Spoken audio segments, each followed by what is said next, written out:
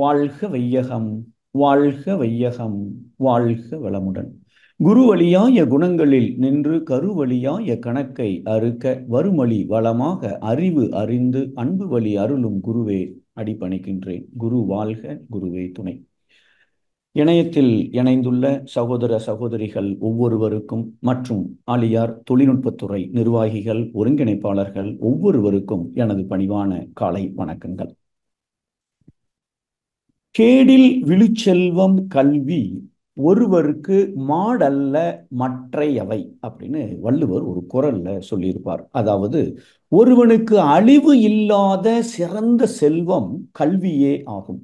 கல்வியை தவிர பணம், பொருள், புகழ் மற்றவை அனைத்தும் செல்வம் அல்ல. இது வள்ளுவருடைய வாக்கு. அப்ப கல்வி என்பது ரொம்ப ரொம்ப முக்கியம்.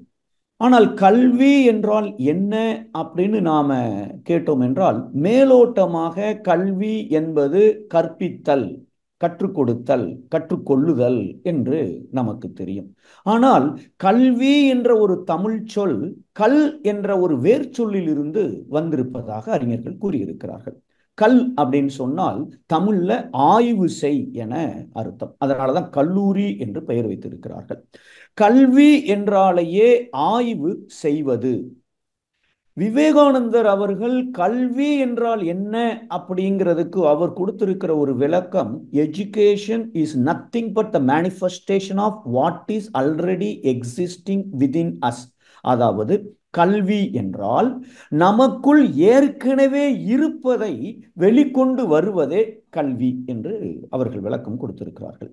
நமக்குள் ஏற்கனவே என்ன இருக்கிறது? நம்மை பற்றி, உள்ள இருப்பதை பற்றி எனக்கு தெரியாதா என்ன? இதற்கு நான் ஒரு மிகப்பெரிய ஒரு முயற்சி எடுக்க வேண்டுமா? கண்டிப்பாக. அதுவும் மனிதனுக்கு மட்டுமே கொடுக்கப்பட்டிருக்கிற அந்த ஆறாவது அறிவு, நமக்குள் இருக்கும் அந்த சுய ரூபம் என்ன என்பதை கண்டுபிடித்து அதை வெளிக்கொண்டு வர முடியாமல் எது எது மூடி இருக்கிறதோ அதையெல்லாம் குறித்து எடுப்பதே உண்மையான கல்வி. அதைத்தான் இன்றைய சிந்தனை தலைப்பாக நாம எடுத்திருக்கிறோம். அடுத்த ஒரு 50 நிமிடங்களுக்கு சுய ரூபத்தை மறைக்கும் சிந்தனைகளை உரித்து எடுப்பது எப்படி, என்னென்ன சிந்தனைகள் என்னுடைய சுயரூபத்தை மறைத்திருக்கிறது, அதை எப்படி நான் எடுப்பது என்பதுதான் நம்முடைய நோக்கம். முதல்ல சுயரூபம் என்றால் என்ன அப்படின்னு ஒரு கேள்வியை கேட்ட அகராதியில ஒருவரின் உண்மையான இயல்பு, உண்மையான தன்மை என்று அகராதி சொல்லுகிறது. நாம செய்தித்தாள்ல பார்க்கிறோம், திருமணமான மறுநாளே அம்பலமான கணவனின் சுயரூபம். இது செய்தி. ஒரு சில உறவுகளின் உண்மை சுயரூபம் தெரிய வரும்போதுதான் புரிகிறது, இவர்களோடவா இத்தனை வருடங்கள் பழகினோம் என்று. இப்படி உறவுகள் சம்பந்தப்பட்ட புலம்பல்கள், அனுபவங்கள் நம் ஒவ்வொருவருக்கும் இருக்கும். அலுவலகத்தில் ரொம்ப ரொம்ப சாது நண்பர் சுப்பு 12 வருடம் கழித்து ஒரு நாள் கண்ணா பின்னான்னு அலுவலகத்துல கோபப்பட்டு வேலையே அவர் இழந்து விட்டார். அவருடைய அனுபவம் எப்படி என்றால், ஒருவனை, நல்லா இருக்கிற ஒருவனை கடுப்பேத்தி, வெறுப்பேத்தி, வெறியனாக்கி, தவறுகள் பல செய்ய வைத்து அவனுடைய சுய ரூபம் இதுதான் என சொல்ல வைக்கிற அளவில் இந்த சமுதாயத்தில் பல பேர் இருக்கிறார்கள் என்பது அவருடைய அனுபவம். நண்பர் குப்பு தங்கமானவர். குப்பு எப்படிங்க அப்படின்னு அவர் மனைவிட்ட கேட்டால், அவர் மனைவி, என் வீட்டுக்காரர் 24 கேரட் தங்கம் அப்படின்னு சர்டிபிகேட் கொடுக்கிறார்கள். ஆனால் அந்த குப்பு வெளிநாடு அலுவலக ரீதியாக தனியாக சென்ற சமயம் மது அருந்தி கீழே விழுந்து அங்க ஒரு பெரிய கம்ப்ளைண்ட் ஆகி அதற்கப்புறம் அந்த அம்மாவுக்கு தெரிய வந்தது. சுயரூபம் என்றால் நம்மை கட்டுப்படுத்த ஆள் இல்லாத சூழலில் நாம் எவ்வளவு கட்டுப்பாட்டோடு இருக்கிறோம் என்பதே நம்முடைய சுயரூபம். நல்லா நல்ல மனிதராக வாழ்ந்து கொண்டு இருக்கிறார். திடீர்னு ஒரு 10 கோடி ரூபாய் பணம் கிடைத்தது. இப்போ அவர் எப்படி இருக்கிறார்? அப்போ அவருடைய சுயரூபம் தெரிய வரும். ஒருத்தட்ட கடன் கேட்டா சுயரூபம் தெரிய வரும். துன்பத்துல உதவி கேட்கும் பொழுது என்ன செய்கிறார், அதை வைத்து அவருடைய சுயரூபத்தை நாம் கண்டுபிடித்துக் கொள்ளலாம். இப்படியெல்லாம் ஒவ்வொருவருக்கும் ஒரு சுயரூபம் இருக்கிறது. இதெல்லாம் பொய்யான சுயரூபம்.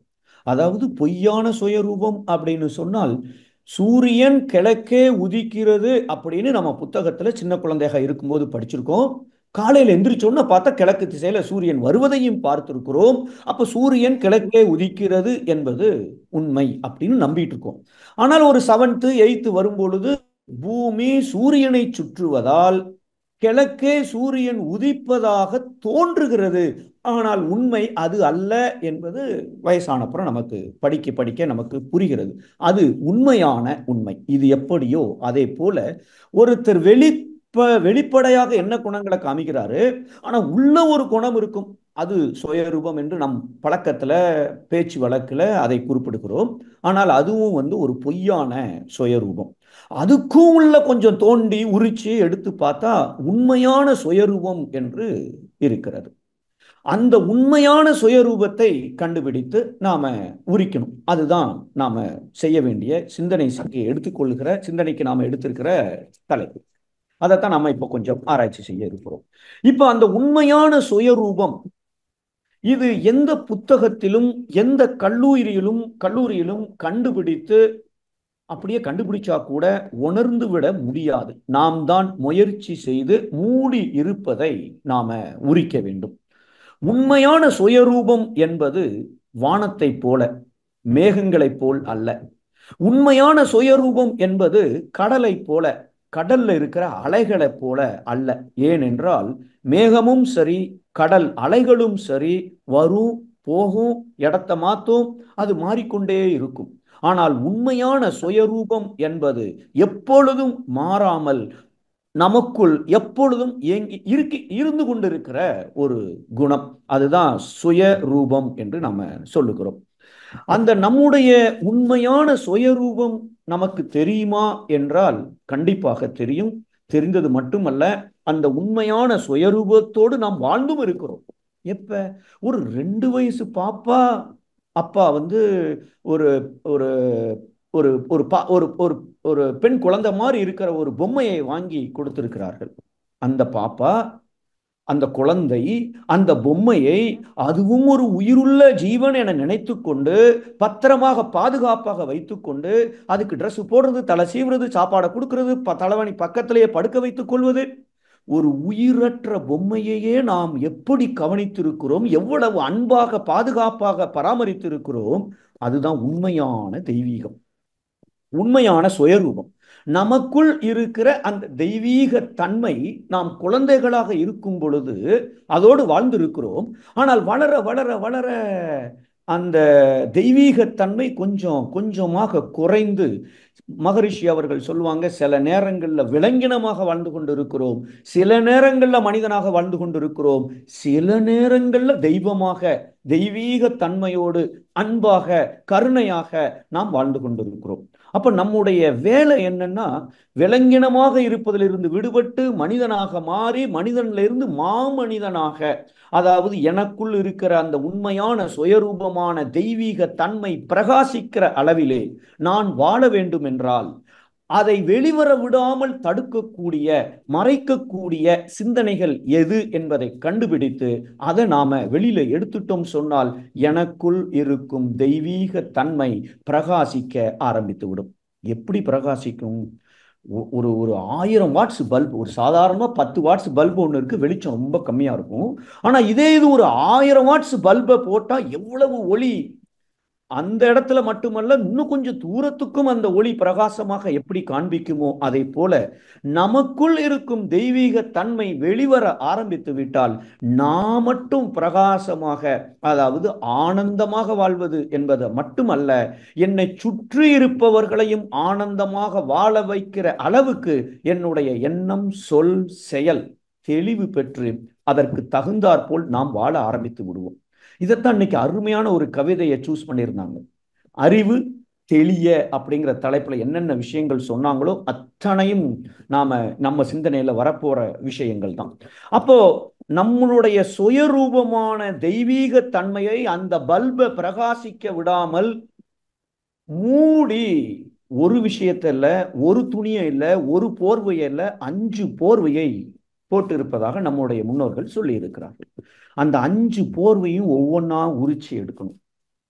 இதைத்தான் நம்முடைய முன்னோர்கள் பஞ்ச கோஷங்கள் என்று நமக்கு குறிப்பிட்டிருப்பார்கள். இந்த கோஷம் அப்படின்னா உரை அப்படின்னு அர்த்தம். தலைவணைக்கு நாம எப்படி உரை போட்டு அந்த தலைவனை அழுக்காயிடக்கூடாது என்பதற்காக ஒரு துணியில ஒரு உரை செஞ்சு நாம போடுகிறோம். மெத்தைக்கு மேல ஒரு துணியை போடுறோம், போர்வையை போடுறோம். அது அந்த தலையணையை பாதுகாப்பதற்காக. ஆனா நம்ம உடல்ல இருக்கிற, நமக்குள்ள இருக்கிற அந்த தெய்வீக தன்மையை வெளிக்கொண்டு வர முடியாமல் நாம என்ன பண்ணிருக்கோம்? மூடி மறைத்து வைத்திருக்கிறோம். பாதுகாப்பா இல்ல, மறைத்து வைத்திருக்கிறோம். அந்த மறைச்சிருக்கிற அந்த போர்வைகளை உரித்து நாம எடுக்க வேண்டும். அப்ப அந்த பஞ்ச கோஷங்கள் முதல்ல ஏன் அப்படி மூடப்பட்டிருக்கிறது? ஏன் அந்த தெய்வீகத்தன்மை குழந்தையா இருக்கும்போது எப்படி பிரகாசித்ததோ அதே போல ஏன் நான் இறக்குற வரைக்கும் ஏன் பிரகாசிக்கவில்லை அப்படின்னு நாம இங்க ஒரு கேள்வியை நாம கேட்டோம் அப்படின்னு சொன்னால், மழை தண்ணீர் சுத்தமான தண்ணீர். அந்த தண்ணீர் டேங்க்ல, வீட்டோட மொட்டை மாடியில சுத்தமான தண்ணீர் அந்த டேங்க்ல விழுந்திருக்கு.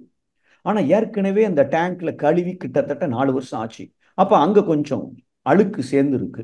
இப்ப சுத்தமான மழை நீர் எப்ப அந்த டேங்குக்குள்ள வந்துடுச்சோ அப்பொழுதே அங்க அழுக்கு சேர்ந்து விட்டது.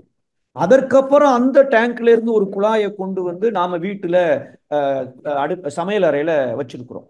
அப்ப அந்த சமையல் அறையில வர்ற தண்ணீர் கொஞ்சம் கலங்கப்பட்டு அங்க இருக்கிற அழுக்குகளை, குப்பைகளை எடுத்துக்கொண்டு வந்து விட்டதினால் உண்மையான சுயரூபம், அந்த மழை தண்ணீர் எவ்வளவு தூய்மையாக இருந்ததோ அது வெளிப்படாமல், தண்ணியை திறந்து நாம டம்ளர்ல பிடிச்சாலேயே அங்க அழுக்கு, கசடு, என்னலாமோ பாசி முதற்கொண்டு அதுல வருகிறது. அது எப்படியோ அதே போல நாம உண்மையான சுயரூபத்தை நாம் கடந்து வந்த பாதையில் கொண்டு வந்த களங்கங்களின், குப்பைகளின், அழுக்குகளின் காரணமாக அங்கு கொஞ்சம் நிறைய குப்பையை போட்டு மூடி வச்சிருக்கிறோம். அந்த குப்பையை எடுக்கிறது தான் நம்முடைய வேலை.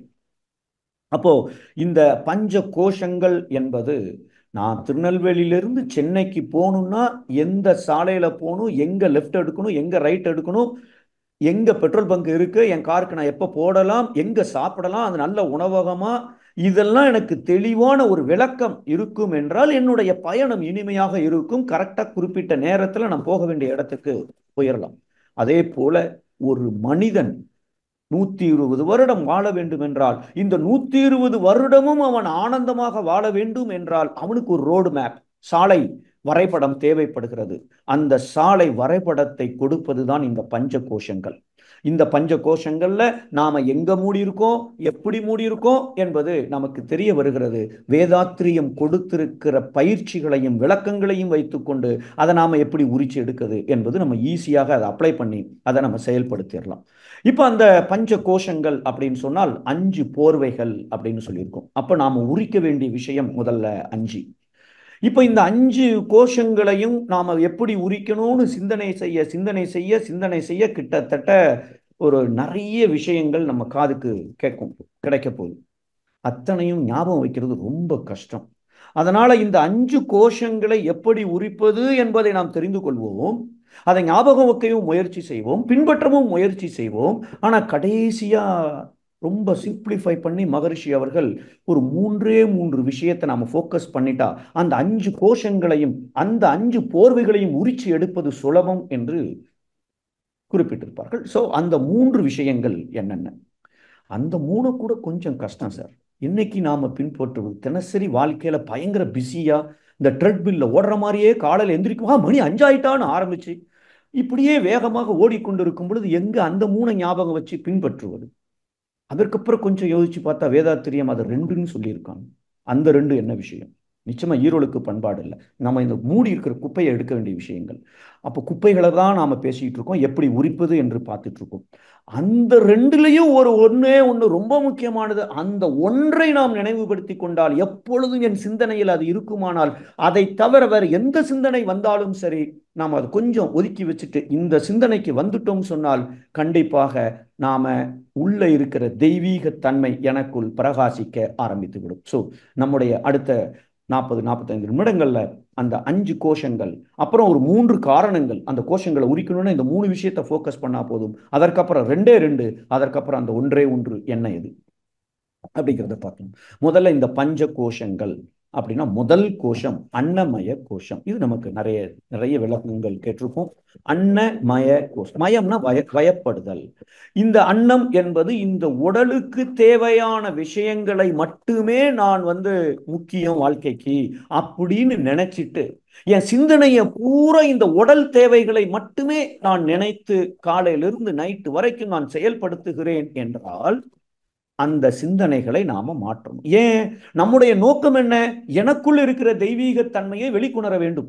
அப்ப தெய்வீகத்தன்மையை கடையில போய் கத்திரிக்காய் வாங்கிட்டு வாங்கன்னு வீட்டம்மா அனுப்பிச்சிருக்காங்க, அங்க போய்கிட்டு என் ஃப்ரெண்டை பார்த்தேன், அப்படியே சினிமாவுக்கு போனேன், ஹோட்டலுக்கு போனேன்னு நைட்டு வந்தா எவ்வளவு தவறோ, அதே போல எனக்குள் இருக்கிற தெய்வீகத்தன்மையை வெளிக்கொணர்வதே என்னுடைய பிறப்பின் நோக்கம் என்றால் இந்த உடல் மட்டும் வாழ்க்கைக்கு ரொம்ப முக்கியம், இந்த தேவைதான் எனக்கு ரொம்ப டாப் இம்பார்ட்டன்ட் அப்படின்னு நினைச்சிட்டு எத்தனை சிந்தனைகள் எத்தனை நேரங்கள்ல எப்படியெல்லாம் எனக்கு வந்து கொண்டிருக்கிறதோ அதையெல்லாம் கொஞ்சம் மாத்திட்டோம் அப்படின்னு சொன்னால் இந்த போர்வையை நாம உரிச்சு வெளியில போட்டுடலாம். அப்போ என்ன அர்த்தம் அன்னமய கோஷம் என்றால், வாழைப்பழம் இருக்கு, இந்த வாழைப்பழத்துக்கு தொலி முக்கியமா பழம் முக்கியமா அப்படின்னு ஒரு சின்ன கேள்வியை கேட்டால், தொலி முக்கியம். எதுக்கு முக்கியம்? பழம் கெட்டு போகாம இருப்பதற்கு, அதை பாதுகாப்பதற்கு இந்த தொலி ரொம்ப முக்கியம். ஆனா அந்த தொலி மட்டுமே முக்கியம் நினைச்சிட்டு அந்த டெய்லி வாழைப்பழத்தை வாங்கி தொடச்சி தொடச்சி, அதுவும் மேட்ச் கலர்ல, நான் வேற ஒரு அந்த மஞ்சள் கலர்ல இருக்க வாழைப்பழத்துக்கு மஞ்சள் கலர் துணியை வச்சு தொடச்சி எடுத்து கழுவி குளிப்பாட்டி என்னன்னா நான் அதை மட்டுமே செய்து கொண்டிருந்தால் உள்ள இருக்கிற பழத்தோட சுவையை கூட என்னால் உணர முடியாது. ஆனந்தம் என்பது எங்கேயோ யாரோ ஒருத்தர் சொல்லிக் கொண்டிருப்பார்களே ஒழிய, இன்பம் துன்பம் இதுலதான் வாழ்க்கை சுழன்று கொண்டிருக்குமே ஒழிய அமைதி என்ற ஒரு 3வது நிலைக்கு கூட போயிருக்காது. அது 3வது போர்வையாக அந்த அமைதி என்பது வருகிறது. அப்போ நாம அன்னமய கோஷம் என்றால் பழமா தொழியா அப்படின்னு ஒரு கேள்வியை கேட்கணும். திருமூலர் அவர்கள் ஒரு கவிதையில சொல்லியிருப்பாங்க, உடம்பினை முன்னம் இழுக்கு என்று இருந்தேன், உடம்பினுக்கு உள்ளே உருப்பொருள் கண்டேன். அந்த உருப்பொருள் நம்ம நம்ம இயங்குவதற்கே வாழ்வதற்கே காரணமாயிருக்கிற அந்த தெய்வீகம் இறைநிலையை கண்டேன். இறைநிலை என்றால் அந்த தன்மை. அப்ப அந்த தெய்வீகத்தன்மை இருக்கு, அதனால இந்த உடலை பாதுகாக்கணும், ஆரோக்கியமாக வைத்துக் கொள்ள வேண்டும்.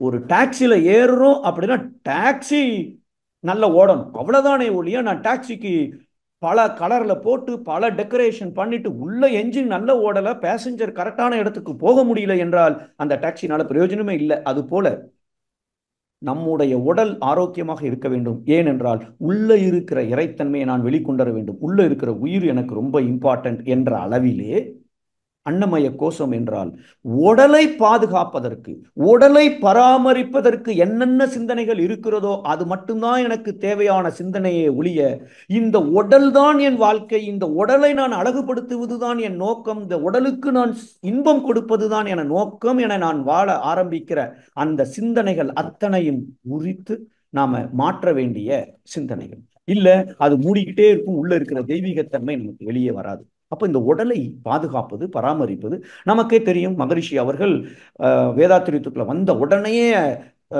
வாழ்க்கை தத்துவங்கள் அப்படின்னு ஒரு 12 தத்துவங்கள் கொடுத்திருப்பாங்க. தேவைகள் 3, காப்புக்கள் 3, இந்த 6 அவசியம் நமக்கு தேவை.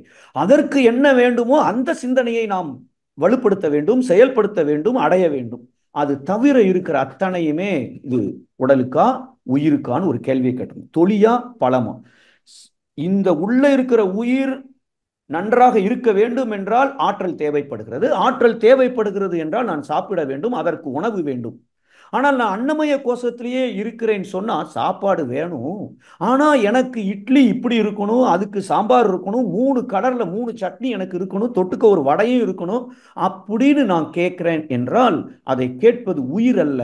நான் தொழிக்கு இம்பார்ட்டன்ஸ் கொடுக்கிறேன். என் நாக்கு எனக்கு சொல்லுகிறது இட்லினா இப்படி சாஃப்டா இருக்கணும், மல்லிகைப்பூவா இருக்கணும், அதுக்கு சாம்பார் இப்படி இருக்கணும், அதுவா அடுக்கு ரசம் மாதிரி ஓடக்கூடாது, அந்த சாம்பார்ல இது இது போட்டிருக்கணும், மதிய சோத்துக்கு வைக்கிற சாம்பார் இட்லிக்கு வைக்கிற சாம்பார் அது ரெண்டும் வேற, முதல்ல இதை கத்துக்கோ.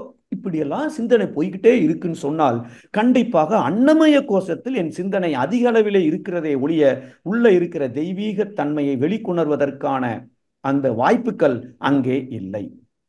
அப்போ நாம இத மகரிஷி அவர்கள் பல இடங்கள்ல குறிப்பிட்டிருப்பார்கள். புலன் கவர்ச்சி, பொருள் கவர்ச்சி, இந்த ரெண்டையும் விடுபடணும்.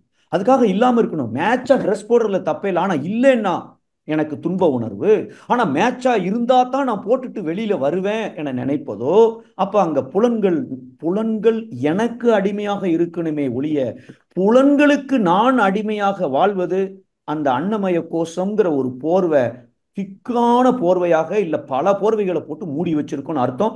இந்த ஒரு போர்வையை எடுக்கிறதுக்கே வாழ்க்கையில நான் ரொம்ப ரொம்ப ரொம்ப கஷ்டப்பட வேண்டியது இருக்கும். ஆக அன்னமய கோஷத்துல மாற்ற வேண்டிய சிந்தனைகள் உள்ள இருக்கிற பலம் முக்கியமா, தொழில் முக்கியமா, உடலுக்கா உயிருக்கா?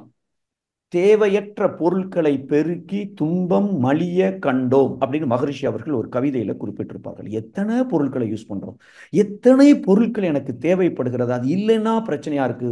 போன் இருந்தா கூட பிரச்சனை இல்லை, ஆனா இந்த பிராண்டு போன் இருக்கணும், இந்த ஃபியூச்சர் இருக்கணும், கேமரா அப்படி இருக்கணும், அப்படி இல்லைன்னா எனக்கு இது இது எல்லாமே உடல் தேவைகளுக்கு நாம் அதிகம் சிந்தனை செய்து கொண்டு இருக்கிறோம், செயல்படுத்தி கொண்டு இருக்கிறோம். இதை விட்டு நாம கொஞ்சம் வெளியே வர வேண்டும். ஸோ ஃபர்ஸ்ட் விஷயம், அன்னமய கோஷத்துல என்னுடைய சிந்தனைகள் உடலை பாதுகாப்பதற்கும் பராமரிப்பதற்கும் இருக்குமேயானால் அது தேவையான சிந்தனை.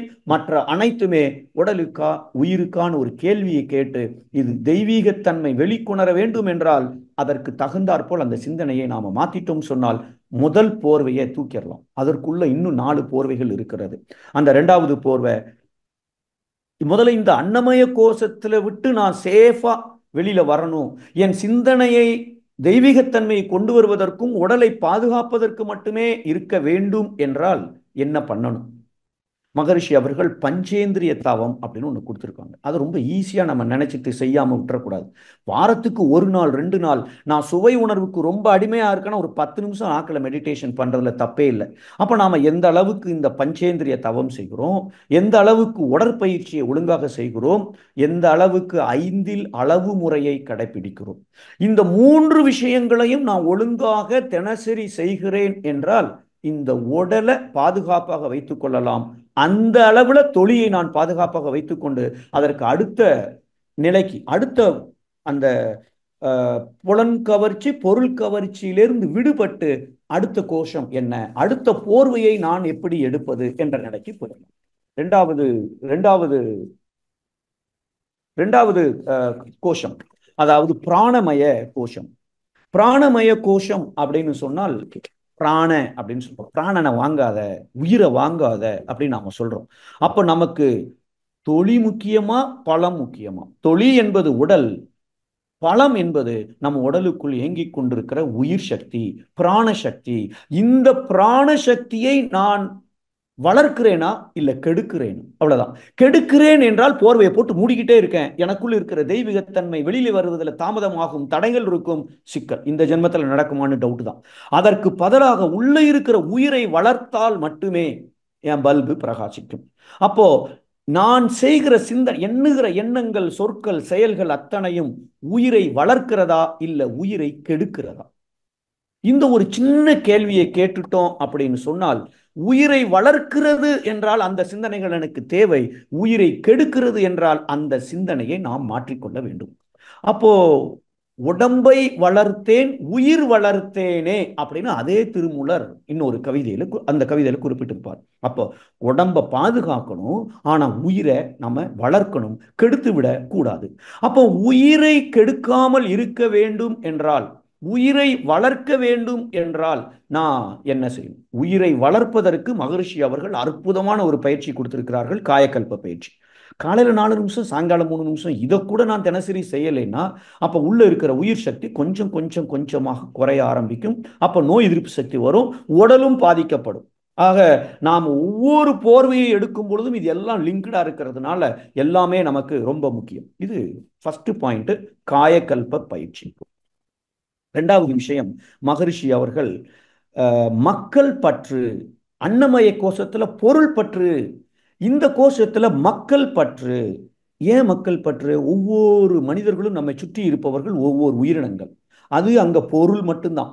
இங்க உயிர்னு வரும்பொழுது நம்மளை சுற்றி இருக்கிற அத்தனை மனிதர்கள், அதுவும் மக்கள் பற்று என்றால் என் வாழ்க்கை துணை, என் குழந்தை, என் அம்மா அப்பா, அண்ணன் தம்பி, என் நண்பன் அப்படின்னு வரும்பொழுது அங்கே பாசம் என்ற ஒன்று வருவதினால் அந்த பாசத்தின் காரணமாக எங்க நமக்கு உரிமை அதிகம் இருக்கிறதோ அங்கதான் நாம எரிச்சப்படுறோம், கோபப்படுறோம், எதிர்த்து பேசுறோம், மறுத்து பேசுறோம், கவலைப்படுறோம், புலம்புறோம், வருத்தப்படுகிறோம், அவமானப்படுத்துறோம், அலட்சியப்படுத்துகிறோம், கட்டளை இடுகிறோம், வற்புறுத்துகிறோம். எதை செஞ்சாலும் சரி என்னுடைய உயிர் விரயமாகி கொண்டிருக்கிறது. உயிரை விரயமாக்கி கொண்டிருக்கிற செயல் உயிரின் தரத்தை கெடுக்கிற செயல். அப்ப உயிரை வளர்க்கிறேனா கெடுக்கிறேனா என்றால், ஒரு ஒரு கவிதை ஒன்று மகரிஷி அவர்களை கொடுத்திருப்பார்கள். அந்த கவிதையில உயிர் தனது மெய் உணர, அதாவது உள்ள இருக்கிற இறைநிலையை உணர வேண்டும் என்றால் உயிர் தனது மெய் உணர சத்துவம் ஆம், சாத்வீகம் ஆம். உயிர் பரவி கெடும் தீமை தமோ குணம் ஆம். உயிர் பரவி கெடும் தீமை தமோ குணமாம். தமோன்னா ரொம்ப ரொம்ப சோம்பேறியாக இருப்பது.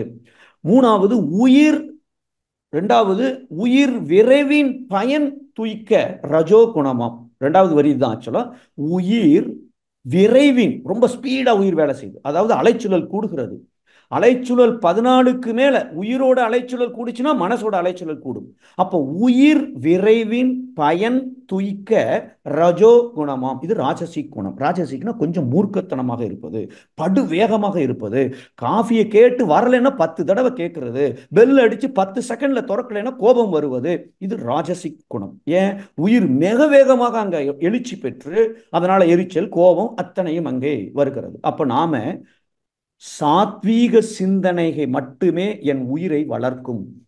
தாமசிக் சிந்தனையும் சரி, ராஜசிக் சிந்தனையும் சரி, அது என்னுடைய உயிரை கெடுக்கிறது.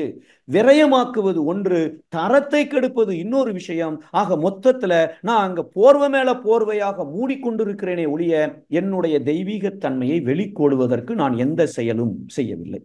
மகரிஷி அவர்கள் இதை சிம்பிளா சொல்லியிருப்பாங்க. பொருள் பற்று, மக்கள் பற்று ஒழித்த வாழ்வு கண்டால், இந்த ரெண்டு ஒழிக்கணும்ன்றார். பொருள் பற்று, மக்கள் பற்று ஒழித்த வாழ்வு கண்டால் பொங்கி வரும் இன்பம் அற வாழ்வு கிட்டும். இன்பம் சும்மா சாதாரணமா வந்துட்டு 8க்கு வந்துட்டு 8:05க்கு சந்தோஷம் போகாது, பொங்கி வந்து கொண்டே இருக்கும் இன்பம். அப்படி வர வேண்டும் என்றால் பொருள் பற்று அன்னமய கோஷம், மக்கள் பற்று பிராணமய கோஷம், இந்த பாசம் என்பதை அன்பாக மாற்ற வேண்டும். நான் உயிரை கெடுக்கிறேனா வளர்க்கிறேனா, இந்த வகையில என்னுடைய சிந்தனையை மாற்ற வேண்டும். வீட்டம்மா நைட்டு டயத்துல, சாயங்காலம் நேரத்துல, ஏங்க உங்களுக்கு நைட்டு சாப்பாடு என்ன வேணும் அப்படின்னு கேட்குறாங்க. இவர், ஏமா இட்லி இல்லை தோசை போடேன், தோசை விடேன். ஏங்க தோசை மாவு காலையா போச்சு, இன்னைக்கு தான் அரைச்சி வச்சிருக்கேன், அது புளிச்சு நாளைக்கு தான் தோசையை விட முடியும், அதனால தோசையை செய்ய முடியாது. உப்புமா கிண்டேன், நேத்துனுங்க உப்புமா கிண்டா, மறுபடியும் உப்புமாவை கேட்குறீங்களே.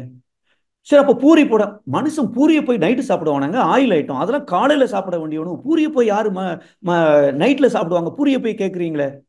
சரி பொங்கல் பண்ண, பொங்கல் அதுக்கு 2 மணி நேரம் நான் கிச்சன்ல இருக்கணுமே, இதை போய் 2 மணி நேரம், இதெல்லாம் நைட்ல ஆகிற காரியமாங்க. எங்க உங்களுக்கு என்ன சாப்பாடு வேணுங்க அதை சொல்லுங்க முதல்ல. அடை போட இப்போ உட்காந்து யாரு மாவு அரைக்கிறது, அதெல்லாம் ரொம்ப கஷ்டம். இப்போ சரி சாதம் பண்ணிடுறேன். ஏங்க நீங்க இப்ப சாதம் சொல்லுவீங்க, அப்புறம் அதுக்கு ஒரு குழம்பு கேட்பீங்க, அப்புறம் அதுக்கு பொரியல் காய் ஏதாவது இருக்கான்னு கேட்பீங்க, இது அரை நாள் வேலை, இதெல்லாம் நைட்டு சாப்பாட்டுக்குள்ள அதை செய்ய முடியாது. இவருடைய மனம் மட்டும் பிராணமய கோஷத்தில் இருந்தால் அந்த உயிர் உண்மையிலேயே என்ன தேவைப்படுகிறார்?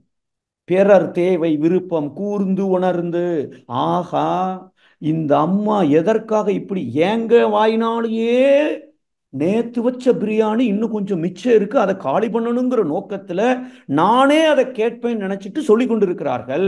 ஏம்மா நேத்து உள்ள பிரியாணி இருக்குன்னு சொன்னேன், காலையிலே சொன்னேன், கொண்டா அதை நம்ம ரெண்டு பேரும் காலி பண்ணிடலாம் அப்படின்னு எப்ப அந்த சிந்தனை வரும் என்றால், இந்த பிராணமய கோஷத்துல பிறர் தேவை விருப்பம், அந்த உயிர் என்ன ஆசைப்படுகிறது, ஏன் உயிருக்கு என்ன தேவைப்படுகிறது, பிரியாணியா இருந்தான்னா, தோசையா இருந்தான்னா, அடையா இருந்தான்னா, சத்தான உணவு எனக்கு வேண்டும், இந்த அளவுல என்னுடைய பிராணமய கோஷம் இயங்க வேண்டும். இதுக்கு மாறுபட்ட சிந்தனைகள் எது வந்தாலும் சரி, அதை நாம மாற்றிக்கொள்ள வேண்டும். இதற்கு நாம என்ன செய்யணும்? காயக்கல்ப பயிற்சி. அகத்தவத்தை தினசரி 2 தடவை செய்ய செய்ய செய்ய மன அலைச்சுழல் குறைகிறது, உயிரின் வேகம் குறைகிறது. அது மட்டுமல்ல, தீட்சை கொடுத்த 2 நிமிஷத்துல என்னுடைய உயிரை உணர வைக்கிறார் ஆசான். என் உயிர் எங்க இருக்குன்னே தெரியாது, இப்ப புருவ மத்தியில உணர முடிகிறது என்றால், எப்பெல்லாம் நாம நினைச்சது நடக்கலையோ அப்பெல்லாம் நெற்றியில் உச்சியில் ஞாபகமாயிரு நின்று போது நான் உயிரை கவனிக்க ஆரம்பிச்சிட்டேனா, புலன் உணர்விலிருந்து, உடல் அளவுல இயங்குற உணர்விலிருந்து, அறிவிலிருந்து உயிர் உணர்வுக்கு நான் உயர வேண்டும். உயிர் உணர்வு வந்துட்டேன் அப்படின்னு சொன்னால், என் உயிருக்கு என்ன தேவை, அந்த உயிருக்கு என்ன தேவை, சிம்பிள். இந்த அளவுல என் மனம் இயங்குமானால் சூப்பர். இல்ல மாறுபட்டு இருக்குமையானால் அது உரித்து எடுக்கப்பட வேண்டிய சிந்தனைகள். அப்ப நாம தவம் செய்து அலைச்சுழலை குறைக்க வேண்டும். கேட்க வேண்டிய கேள்வி, உயிரை வளர்க்கிறேனா இல்ல உயிரை கெடுக்கிறேனா? வளர்ப்பது தேவை, கெடுப்பது நாம அதை மாற்றிக்கொள்ள வேண்டும். இது 3வது மனோமய கோஷம். அன்னமய கோஷம், பிராணமய கோஷம். 3வது மனோமய கோஷம். மனம்னா நமக்கு தெரியும், மனசு அப்படின்னு நமக்கு தெரியும். இந்த மனசுனாலேயே உள்ள ஒரு 3 விஷயங்களுடைய கூட்டு இயக்கம் தான் மனம் என்று மகரிஷி குறிப்பிட்டிருப்பார்கள். மனசுன்னா கருமையம், மூளை, புலன்கள், இந்த 3ம் சேர்ந்து இயங்கும் பொழுது நாம மனமாக வேலை செய்து கொண்டிருக்கிறது. அதாவது எண்ணமாக, உணர்வாக. மனசோட வேலை 2, நினைப்பது, உணர்வது. அப்ப இந்த 2ஐயும் செய்யக்கூடிய அந்த மனம் எப்படி இருக்க வேண்டுமோ அப்படி இருக்க வேண்டும். அதை மாறி இருக்குன்னு சொன்னா அங்கேயும் நாம கொஞ்சம் உரிச்சு எடுக்க வேண்டிய அந்த சிந்தனைகளை நாம மாற்ற வேண்டும். அப்போ இங்க மனசு என்ன செய்து அப்படின்னு சொன்னால், மகரிஷி அவர்கள் நம்மள்ட்ட இருக்கிற ஒரு மிகப்பெரிய ப்ராப்ளம், நம்மளை மூடி வச்சிருக்கிற மிகப்பெரிய ஒரு சிக்கல் எது என்றால், நாம விலங்கினத்திலிருந்து வந்ததனால் 800 கோடி ஆண்டுகளாக வாழ்ந்த அந்த விலங்கினத்தின் பதிவுகள் என்னிடமும் இருப்பதினால் என்னுடைய மனம் விலங்கினத்தன்மையை நோக்கியே செயல்பட்டு கொண்டிருக்கும். அப்ப இந்த சிந்தனையை நான் மாற்ற வேண்டும். இல்ல விலங்கின தன்மைதான் என்ற மேலோங்கி இருக்குமே ஒழிய, முதல்ல மனிதன் என்றாலேயே மனதை இதமாக வைத்துக் கொள்பவன் என்றால் விலங்கின பதிவுகளிலிருந்து விடுபட்டு முதல்ல மனுஷனாகணும், அப்புறம் தெய்வமாகணும். அது 5வது கோஷம் முடிச்ச அப்புறம் கிடைக்கக்கூடிய ஒரு விஷயம். அப்போ முதல்ல இந்த மனதை நான் கொஞ்சம் வளப்படுத்த வேண்டும். மனம் விலங்கினத்தன்மையில இயங்காமல் முதல்ல குறைந்தபட்சம் இனிமை காக்க வேண்டும். அதுதான் மனம் பிளஸ் இதம் என்று சொல்லுகிறோம். எது நடந்தாலும் சரி, வெளிப்புறம் மட்டுமல்ல உள்புறமும். அந்த அம்மா கொண்டு வர்ற கிளாஸ பார்த்த உடனே இந்த அம்மா இதை ஏன் இப்ப கொண்டு வராங்கன்னு உள்ள பிபி ஏறுது. அப்போ என்ன அர்த்தம்? என்னுடைய உடல், மனம், உயிர் இந்த 3ம் இனிமையாக இருக்கிறதா? முதல்ல அந்த இனிமை எனக்கு தேவை. அந்த இனிமை கெட்டு போய்விட்டால் என் மனம் இனிமையாக இயங்க முடியாது, இதமாக இருக்க முடியாது. அதற்கப்புறம் இந்த சமுதாயத்தோடு இனிமை காக்கிறேன், அப்புறம்தான் இயற்கையோடு இனிமை காக்கிறேன். அப்போ மகரிஷி அவர்கள் ஒரு கவிதையில குறிப்பிட்டிருப்பாங்க, மனம் விரிந்து அறிவு எனும் மா பதம் எய்திடும் மனம் அறிவாகிய மனிதனும் தெய்வமே. அப்ப உள்ள இருக்கிற தெய்வம், தெய்வீகத்தன்மை எனக்கு வெளியில வரணும் சொன்னால் மனம் அறிவாக மாற வேண்டும். மனம் அறிவாகிய மனிதனும் தெய்வமே அப்படின்னு சொல்றாரு. எப்படி மாத்துறது? அங்க இருக்கிற சுத்தமான தண்ணீர் இப்ப குழாயில அழுக்கோட வந்திருக்கு. இந்த சுத்தமான தண்ணீர் அறிவு, அறிவே தெய்வம். அங்க தெய்வீகத்தன்மை இருக்கு. ஆனா என்கிட்ட இருக்கிற அறிவு களங்கப்பட்டு விட்டதால் அதை மனம் என்று சொல்லுகிறோம். அந்த களங்கத்தை தூக்கிடணும். அப்போ நம்முடைய மனசுல என்னென்ன விலங்கினத்தன்மைகள் இருக்கிறதோ, என்ன விலங்கினத்தன்மை அதுவும் மகரிஷி புட்டு புட்டு வச்சுட்டாரு. 4 தான். பிற உயிரை வதைத்தல். வீட்டம்மா ஏதாவது ஒண்ணு சொல்றாங்க அப்படின்னா உடனே அவங்களுக்கு துன்பம் கொடுக்கிற அளவுல செய்வது விலங்கினத்தன்மை. பிற உயிரை வதைத்தல், துன்பம் செய்தல், பிற உயிரை கொல்லுதல், அதை நம்ம செய்யறது இல்ல. பிற பிறர் வளத்தை பறித்தல், பிறர் சுதந்திரத்தை பறித்தல். இந்த 4 விஷயம். அந்த அம்மா ஏதோ சொல்ல வந்திருக்காங்க, ஏங்க ஏதோ கடையில சேல் போட்டிருக்காங்க. இப்ப அதுக்கு என்ன? ஊர்ல 50 கடையில சேல் போட்டிருக்கான், உனக்கு என்ன வேணும்? அந்த அம்மா ஒரு பிரச்சனையை சொல்றதுக்கு முன்னாடியே உள்ள புகுந்து அவங்க சுதந்திரத்தை பறித்து, அவங்க என்ன வேணும்னு கேட்கிறாங்களோ அதையும் பறித்து, அவர்களுக்கு துன்பத்தையும் கொடுத்து, கொலை மட்டும் செய்யல, ஆனா முத்த 3 விலங்கின குணத்தையும் நாம அங்க காமிக்கிறோம். இந்த சிந்தனையை நாம உரிச்சு வெளியில எடுக்க வேண்டும். அப்பதான் இந்த இதுல இருந்து வெளியில வர முடியும். வீட்டம்மா அவங்க அம்மாவுக்கு உடம்பு சரியில்லைன்னு அம்மா வீட்டுக்கு போறாங்க, தொலை தூரத்துல இருக்கு. இவர் சொல்றாரு, ஏம்மா நீ வீட்டுக்கு போன உடனே, உங்க வீட்டுக்குள்ள என்டர் ஆன உடனே எனக்கு வாட்ஸ்அப்ல ஒரு மெசேஜ் போடு. ஏங்க என் மேல அவ்வளவு அக்கறையான அந்த அம்மா அன்பா எதிர்பார்த்து கேட்டா, இவர் டக்குன்னு பதில் வந்துச்சுன்னா உள்ள இருக்கிறது வெளியில வரும். அப்ப உள்ள ஒரு என்ன பொய்யான சுயரூபம். இல்லம்மா நீ அங்க போனாதான் உண்மையான சுதந்திரம் எனக்கு கிடைக்கும் அப்படின்னு இவர் டப்புன்னு வாயிலிருந்து வருதுன்னு சொன்னா, அப்போ இவர் எந்த அளவுக்கு இந்த மனதை வைத்திருக்கிறார். அப்போ உள்ள இருக்கிற மனம் எப்படி அவர்களை நடத்தி கொண்டு இருக்கிறது வாழ்க்கை துணையை. அப்போ மனோமய கோஷத்துல நாம சிறப்பான சிந்தனையை நான் வைக்க வேண்டும் என்றால் என்ன செய்யணும் அப்படின்னு கொஞ்சம் யோசித்து பார்த்தமையானால், இனிமை காக்கணும். என்ன நடந்தாலும் சரி இனிமை காக்கணும். இதற்கும் மகரிஷி அவர்கள் அந்த அகத்தவம் தற்சோதனை என்ற பயிற்சியை கொடுத்து, யார் யார் எப்படி இருக்காங்க, என்கிட்ட இருக்க குணம் என்ன, இந்த மனத்தை வளப்படுத்துவதற்கு தேவையான 5 பயிற்சிகள், என்ன மாறாய்தல், ஆசை சிரமித்தல், சினம் தவிர்த்தல், கவலை ஒழித்தல், இது எல்லாத்தையும் இந்த 4 பயிற்சிகளை கண்டிப்பாக நாம செய்யணும். அடுத்த கோஷம் விஞ்ஞானமய கோஷம். விஞ்ஞானமய கோஷம், விஞ்ஞானமய கோஷம் அப்படின்னா என்ன அர்த்தம்? இந்த உலகத்துல நாம பார்க்கும் பொழுது வளையலா பார்க்கிறோம், நெக்லஸா பார்க்கிறோம், ஜிமிக்கியா பார்க்கிறோம், மோதிரமா பார்க்கிறோம், சங்கிலியா பார்க்கிறோம். எல்லாம் வெவ்வேறு உருவங்கள், வெவ்வேறு பெயர்கள், ஆனால் அனைத்தும் தங்கத்தால் ஆனது. அது எப்படி உண்மையோ அதே போல எல்லாமே விண்களின் கூட்டு. மகான்கள் எப்படி பார்க்கறாங்க? ஓடும் செம்பொன்னும் ஒக்கவே நோக்கார். மண்ணுனாலான ஓடுனாலும் சரி, தங்கத்தாலான பொருளானாலும் சரி, ரெண்டும் அவர்களுக்கு ஒண்ணுதான். ஏனென்றால் அனைத்தும் விண்களின் கூட்டு. காக்கை குருவி எங்கள் ஜாதி, ஆள் கடலும் நீல் மலையும் எங்கள் கூட்டம். அது என விண்ணா இருக்கிறதுனால கூட்டம், ஜாதினா உணர்ச்சி இருப்பதனால் எங்கள் ஜாதின்னு பாரதியார் சொல்லியிருப்பார். அப்போ இந்த விஞ்ஞானமய கோஷம் என்றால் நம்மள்கிட்ட இருக்கிற இந்த அறிவு இருக்க இங்கேயே ஏங்கிட்டு இருக்கு. அதை கொஞ்சம் உயர்த்தி உயர்த்தி உயர்த்தி பிரபஞ்ச அளவுக்கு மனதை விரித்து இப்ப நாம பார்த்தோம்னு சொன்னால், பேரறிவு நிலைக்கு என் சிந்தனை போயிடுச்சுன்னு சொன்னால், இந்த ஒட்டுமொத்த உலகத்துல என்ன நடந்து கொண்டிருக்கிறது, ஏன் இது நடந்து கொண்டிருக்கிறது அப்படிங்கிற ஒரு புரிதல் எனக்கு வரும் பொழுது, ஆண்டவன் கணக்கு என்ன என்பதை நான் உணர முடிகிறது. ஆண்டவன் கணக்கு என்னன்னு எனக்கு தெரிஞ்சுட்டா, நான் தேவையில்லாம முட்டி மோதி அங்க என்னையும் துன்புறுத்தி பிறரையும் துன்புறுத்தி ஆனந்தத்தை சந்தோஷத்தை இழந்து அமைதியை இழந்து நான் ஏன் கஷ்டப்படணும்? அப்போ விஞ்ஞானமய கோஷம் என்றால் எல்லாமே விண்களின் கூட்டு. இதை நாம் கொண்டு வரணும் என்றால், மனம் உடலளவில் இயங்குவதை விடுபட்டு உடலை தாண்டி புலன்களை தாண்டி மன விரிவு அடைய அடைய பிரபஞ்ச அளவுக்கு விரிஞ்சிடுச்சுன்னு சொன்னால், இந்த பேரறிவு நிலையில இருந்து நாம அதை பார்க்க முடியும். அப்படின்னா என்ன அர்த்தம்? வீட்டம்மா வீட்டுக்காரர்கிட்ட, ஏங்க இன்னைக்கு எனக்கு பிறந்த நாள், தயவு செய்து 4 மணிக்கு வந்துருங்க, நான் இவங்கள வீட்டுக்கு சாப்பிட கூப்பிட்டுருக்கேன், அவங்கெல்லாம் வந்த பிறகு நீங்க வந்த பிறகுதான் கேட்க வெட்டணும், ஸோ அதனால 4 மணிக்கு வந்துருங்க அப்படின்னு கேட்கிறாங்க. ஓகேன்னு சொல்லிட்டார், தலையை ஆட்டிட்டார். ஆனா அவர் வந்தது 7:30 மணிக்கு வந்திருக்காரு. இந்த அம்மா போனை பண்ணுனா போனையும் எடுக்கல.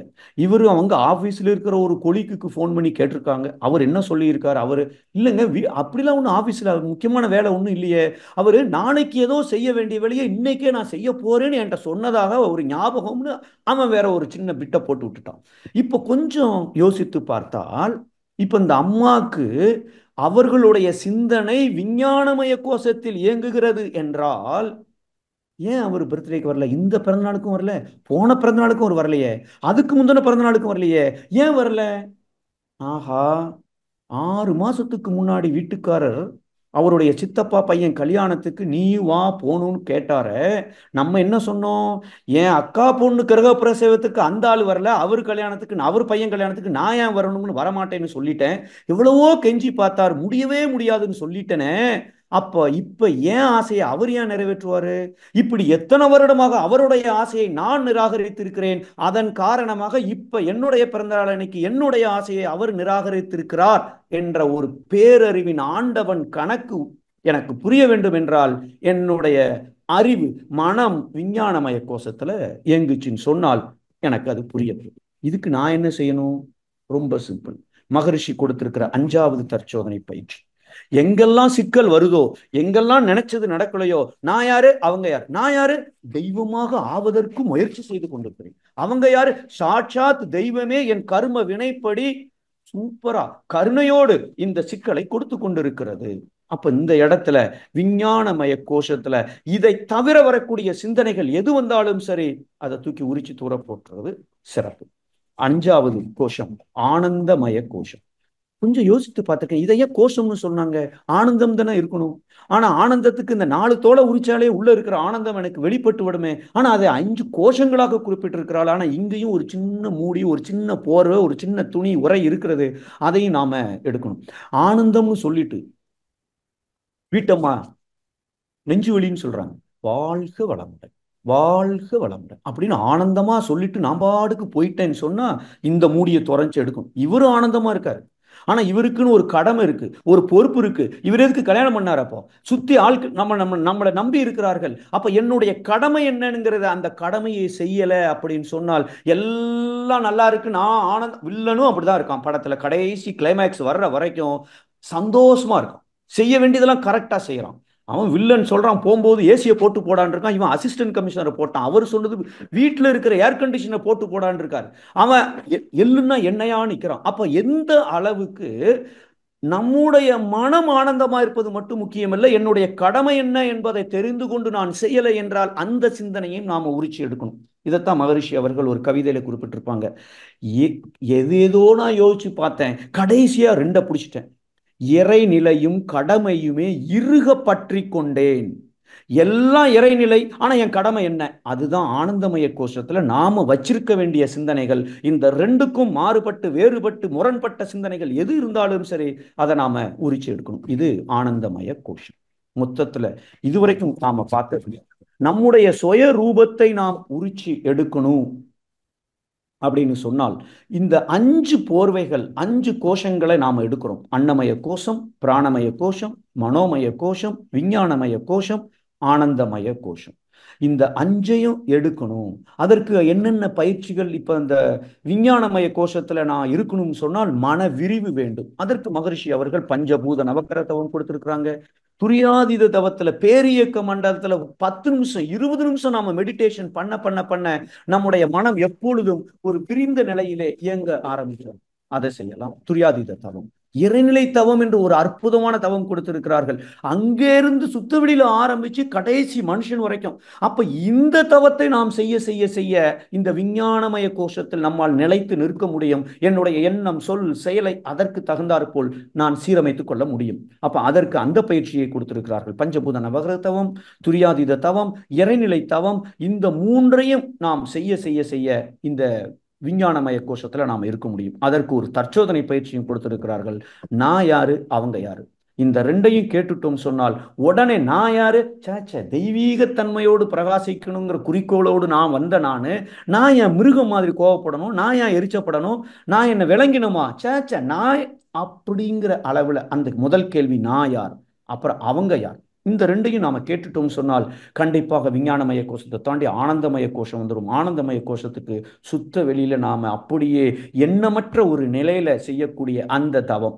அப்போ அதற்கும் மகரிஷி அவர்கள் ஒரு பயிற்சியை கொடுத்திருக்கிறார்கள். இந்த 5 கோஷங்கள்ல சொல்லப்பட்ட சிந்தனைகளை நாம் மாற்றி சரியான சிந்தனைகளை வைத்திருக்க வேண்டும் என்றால் அடிப்படையாக 3 விஷயங்களை மகரிஷி கொடுத்திருப்பார்கள். சுத்தமான தண்ணீர், மழை நீர். ஆனா டேங்க்ல குழாயில வரக்கூடிய தண்ணீர் குப்பைகளை எடுத்து வந்திருக்கிறது. அந்த 3 குப்பைகள் நமக்கு தெரியும். ஆணவம், கண்மம், மாயை. இந்த 3 இருக்கிற வரைக்கும் இந்த 5 கோஷங்கள்ல இருக்கிற போர்வையை எடுப்பதற்கு பதிலாக மீண்டும் மீண்டும் போர்வையை போட்டுக்கொண்டே இருப்பேன். இங்கதான் தவறு நடக்கிறது. மகரிஷி அவர்கள் வாழ்க்கை மனவளக்கலையில முதல் வால்யூம்ல சொல்லியிருப்பாங்களே, மனிதர்கள் எல்லோரும் இன்பமாக வாழ ஆசைப்படுகிறார்கள். செய்த தவறுக்கான தண்டனையை துன்பமாக அனுபவிக்கும் பொழுது மீண்டும் தவறு செய்கிறார்கள். மீண்டும் மீண்டும் இன்பத்தையும் துன்பத்தையும் மட்டுமே அனுபவித்துக் கொண்டிருக்கிறார்கள். அதை தாண்டி அமைதி, அதை தாண்டி ஆனந்தம் எத்தனை பேர் சென்றிருக்கிறார்கள்? அப்போ இந்த மூன்று களங்கங்கள், ஆணவம், கண்மம், மாயை, இந்த மூணுல ரொம்ப முக்கியம். இந்த மூணு நமக்கு விளக்கம் தெரியும். கண்மம் என்பது என்னிடம் இருக்கக்கூடிய பதிவுகள். என்கிட்ட பாவப்பதிவுகள் இருக்கிற வரைக்கும் சிக்கல்கள் வரும். நான் நினைத்தது நடக்காது. நான் என்ன எக்ஸசைஸ் போட்டாலும் சரி நோய் வரலாம். அதுக்காகத்தான் மகரிஷி வரும் என்பதற்காகத்தான், அப்படிப்பட்ட நோயும் வந்துவிடக் கூடாது என்பதற்கு இப்பொழுதே, எப்ப என் உடல் ஆரோக்கியமாக இருந்தாலும் சரி அப்பொழுதே இந்த உடற்பயிற்சி செய்யணும், காயக்கல்ப செய்யணும், 5 அளவு முறையை கடைப்பிடிக்கணும், முன்னாடியே ஒரு புல்லட் ப்ரூஃப் ஜாக்கெட்டை கொடுத்துட்டாங்க. ஏனென்றால் வினை பதிவு உடலில் நோயாக, உள்ளத்திலே களங்கமாக வரும் என்று தெரியும். அப்போ கண்மம், இந்த பதிவுகள் இருக்கிற வரை வாழ்க்கையில் சிக்கல்கள் வரும், நோய் வரும். இந்த சிக்கல்கள், துன்பம் வரும்பொழுது மாயையில் மாட்டிக்கொள்ளக்கூடாது. மாயைனா என்ன? இந்த சிக்கல்கள் கடவுள் என்னை செதுக்குவதற்காக, என்னை மேம்படுத்துவதற்காக, என்னிடம் இருக்கிற கருமைய பதிவுகளை தூய்மைப்படுத்துவதற்காக இந்த வாய்ப்பை கொடுத்திருக்கிறது. இறைநிலை என்ற அளவிலே விழிப்பு நிலையில் இருந்து செயல்பட்டுட்டேன் சொன்னால் நான் மாயையில், மயக்க நிலையில் இல்ல, விழிப்பு நிலையில் இருக்கிறேன். சப்போஸ் அப்படி இல்லை என்றால் தன்முனைப்பு வந்து விடுகிறது. தன்முனைப்பு என்ன? நீ, நான், சாரி, நான், எனது அப்படிங்கிற 2 விஷயம் அங்க வந்து விடுகிறது. ஆக 3 காரணங்கள். இந்த 3 காரணங்களுக்கும் தவறு செய்ய தூண்டுவது எது என்றால் 2 விஷயம்தான். நான், எனது என்ற தன்முனைப்பு. மகரிஷி அவர்கள் இந்த தன்முனைப்பு, நான் எனதுன்னு எப்பெல்லாம் நம்ம நினைக்கிறோமோ அப்பெல்லாம் அந்த சிந்தனைகளை மாற்ற வேண்டும். எப்படி மாற்றணும்? பழுத்த நிலை வரும் வரை நீ நான் என்போம், பதம் அடைந்தோம், ஒன்றானோம், பரமானந்தம் அப்படின்னு கொடுத்துருக்காரு. அந்த வார்த்தையை சொல்லும் பொழுதே ஆனந்தத்தை உணர முடிகிறது. அப்போ பழுத்த நிலை வரும் வரையில், நான் இன்னும் பழுக்கல என்றால் நீ நான் அப்படின்னு சொல்லுவோம். நான் எனது என்ற தன்முனைப்பு என்னிடம் இருக்கும். அப்படின்னா என்ன அர்த்தம்? எழுத்து பேசுறது, குறை சொல்றது, குற்றம் சொல்றது, மறுத்து பேசுவது, கட்டளையிடுவது, அறிவுறுத்துவது, வலியுறுத்துவது, வற்புறுத்துவது, எரிச்சப்படுவது, கோபப்படுவது, அழுவது, புலம்புவது, அத்தனையும் நான் இல்லை என்னுடையது அப்படிங்கிற தன்முனைப்பின் வெளிப்பாடே. இது எப்படி வெளிப்பட்டாலும் சரி அங்க சிக்கல் தான். அது ஏன் வெளிப்பட்டிருக்குன்னா, இறை மறதி என்று ஒரு விளக்கத்தை கொடுத்திருப்பாங்க தன்முனைப்புக்கு. எல்லாம் இறைநிலை அப்படிங்கிறத உணர்ந்துட்டோம் சொன்னால் தன்முனைப்பு அங்க இருக்காது. இருக்கிற கர்ம வினைகள் தானா குறைய ஆரம்பிச்சிடும். புதுசா பாவப்பதிவு சேராது.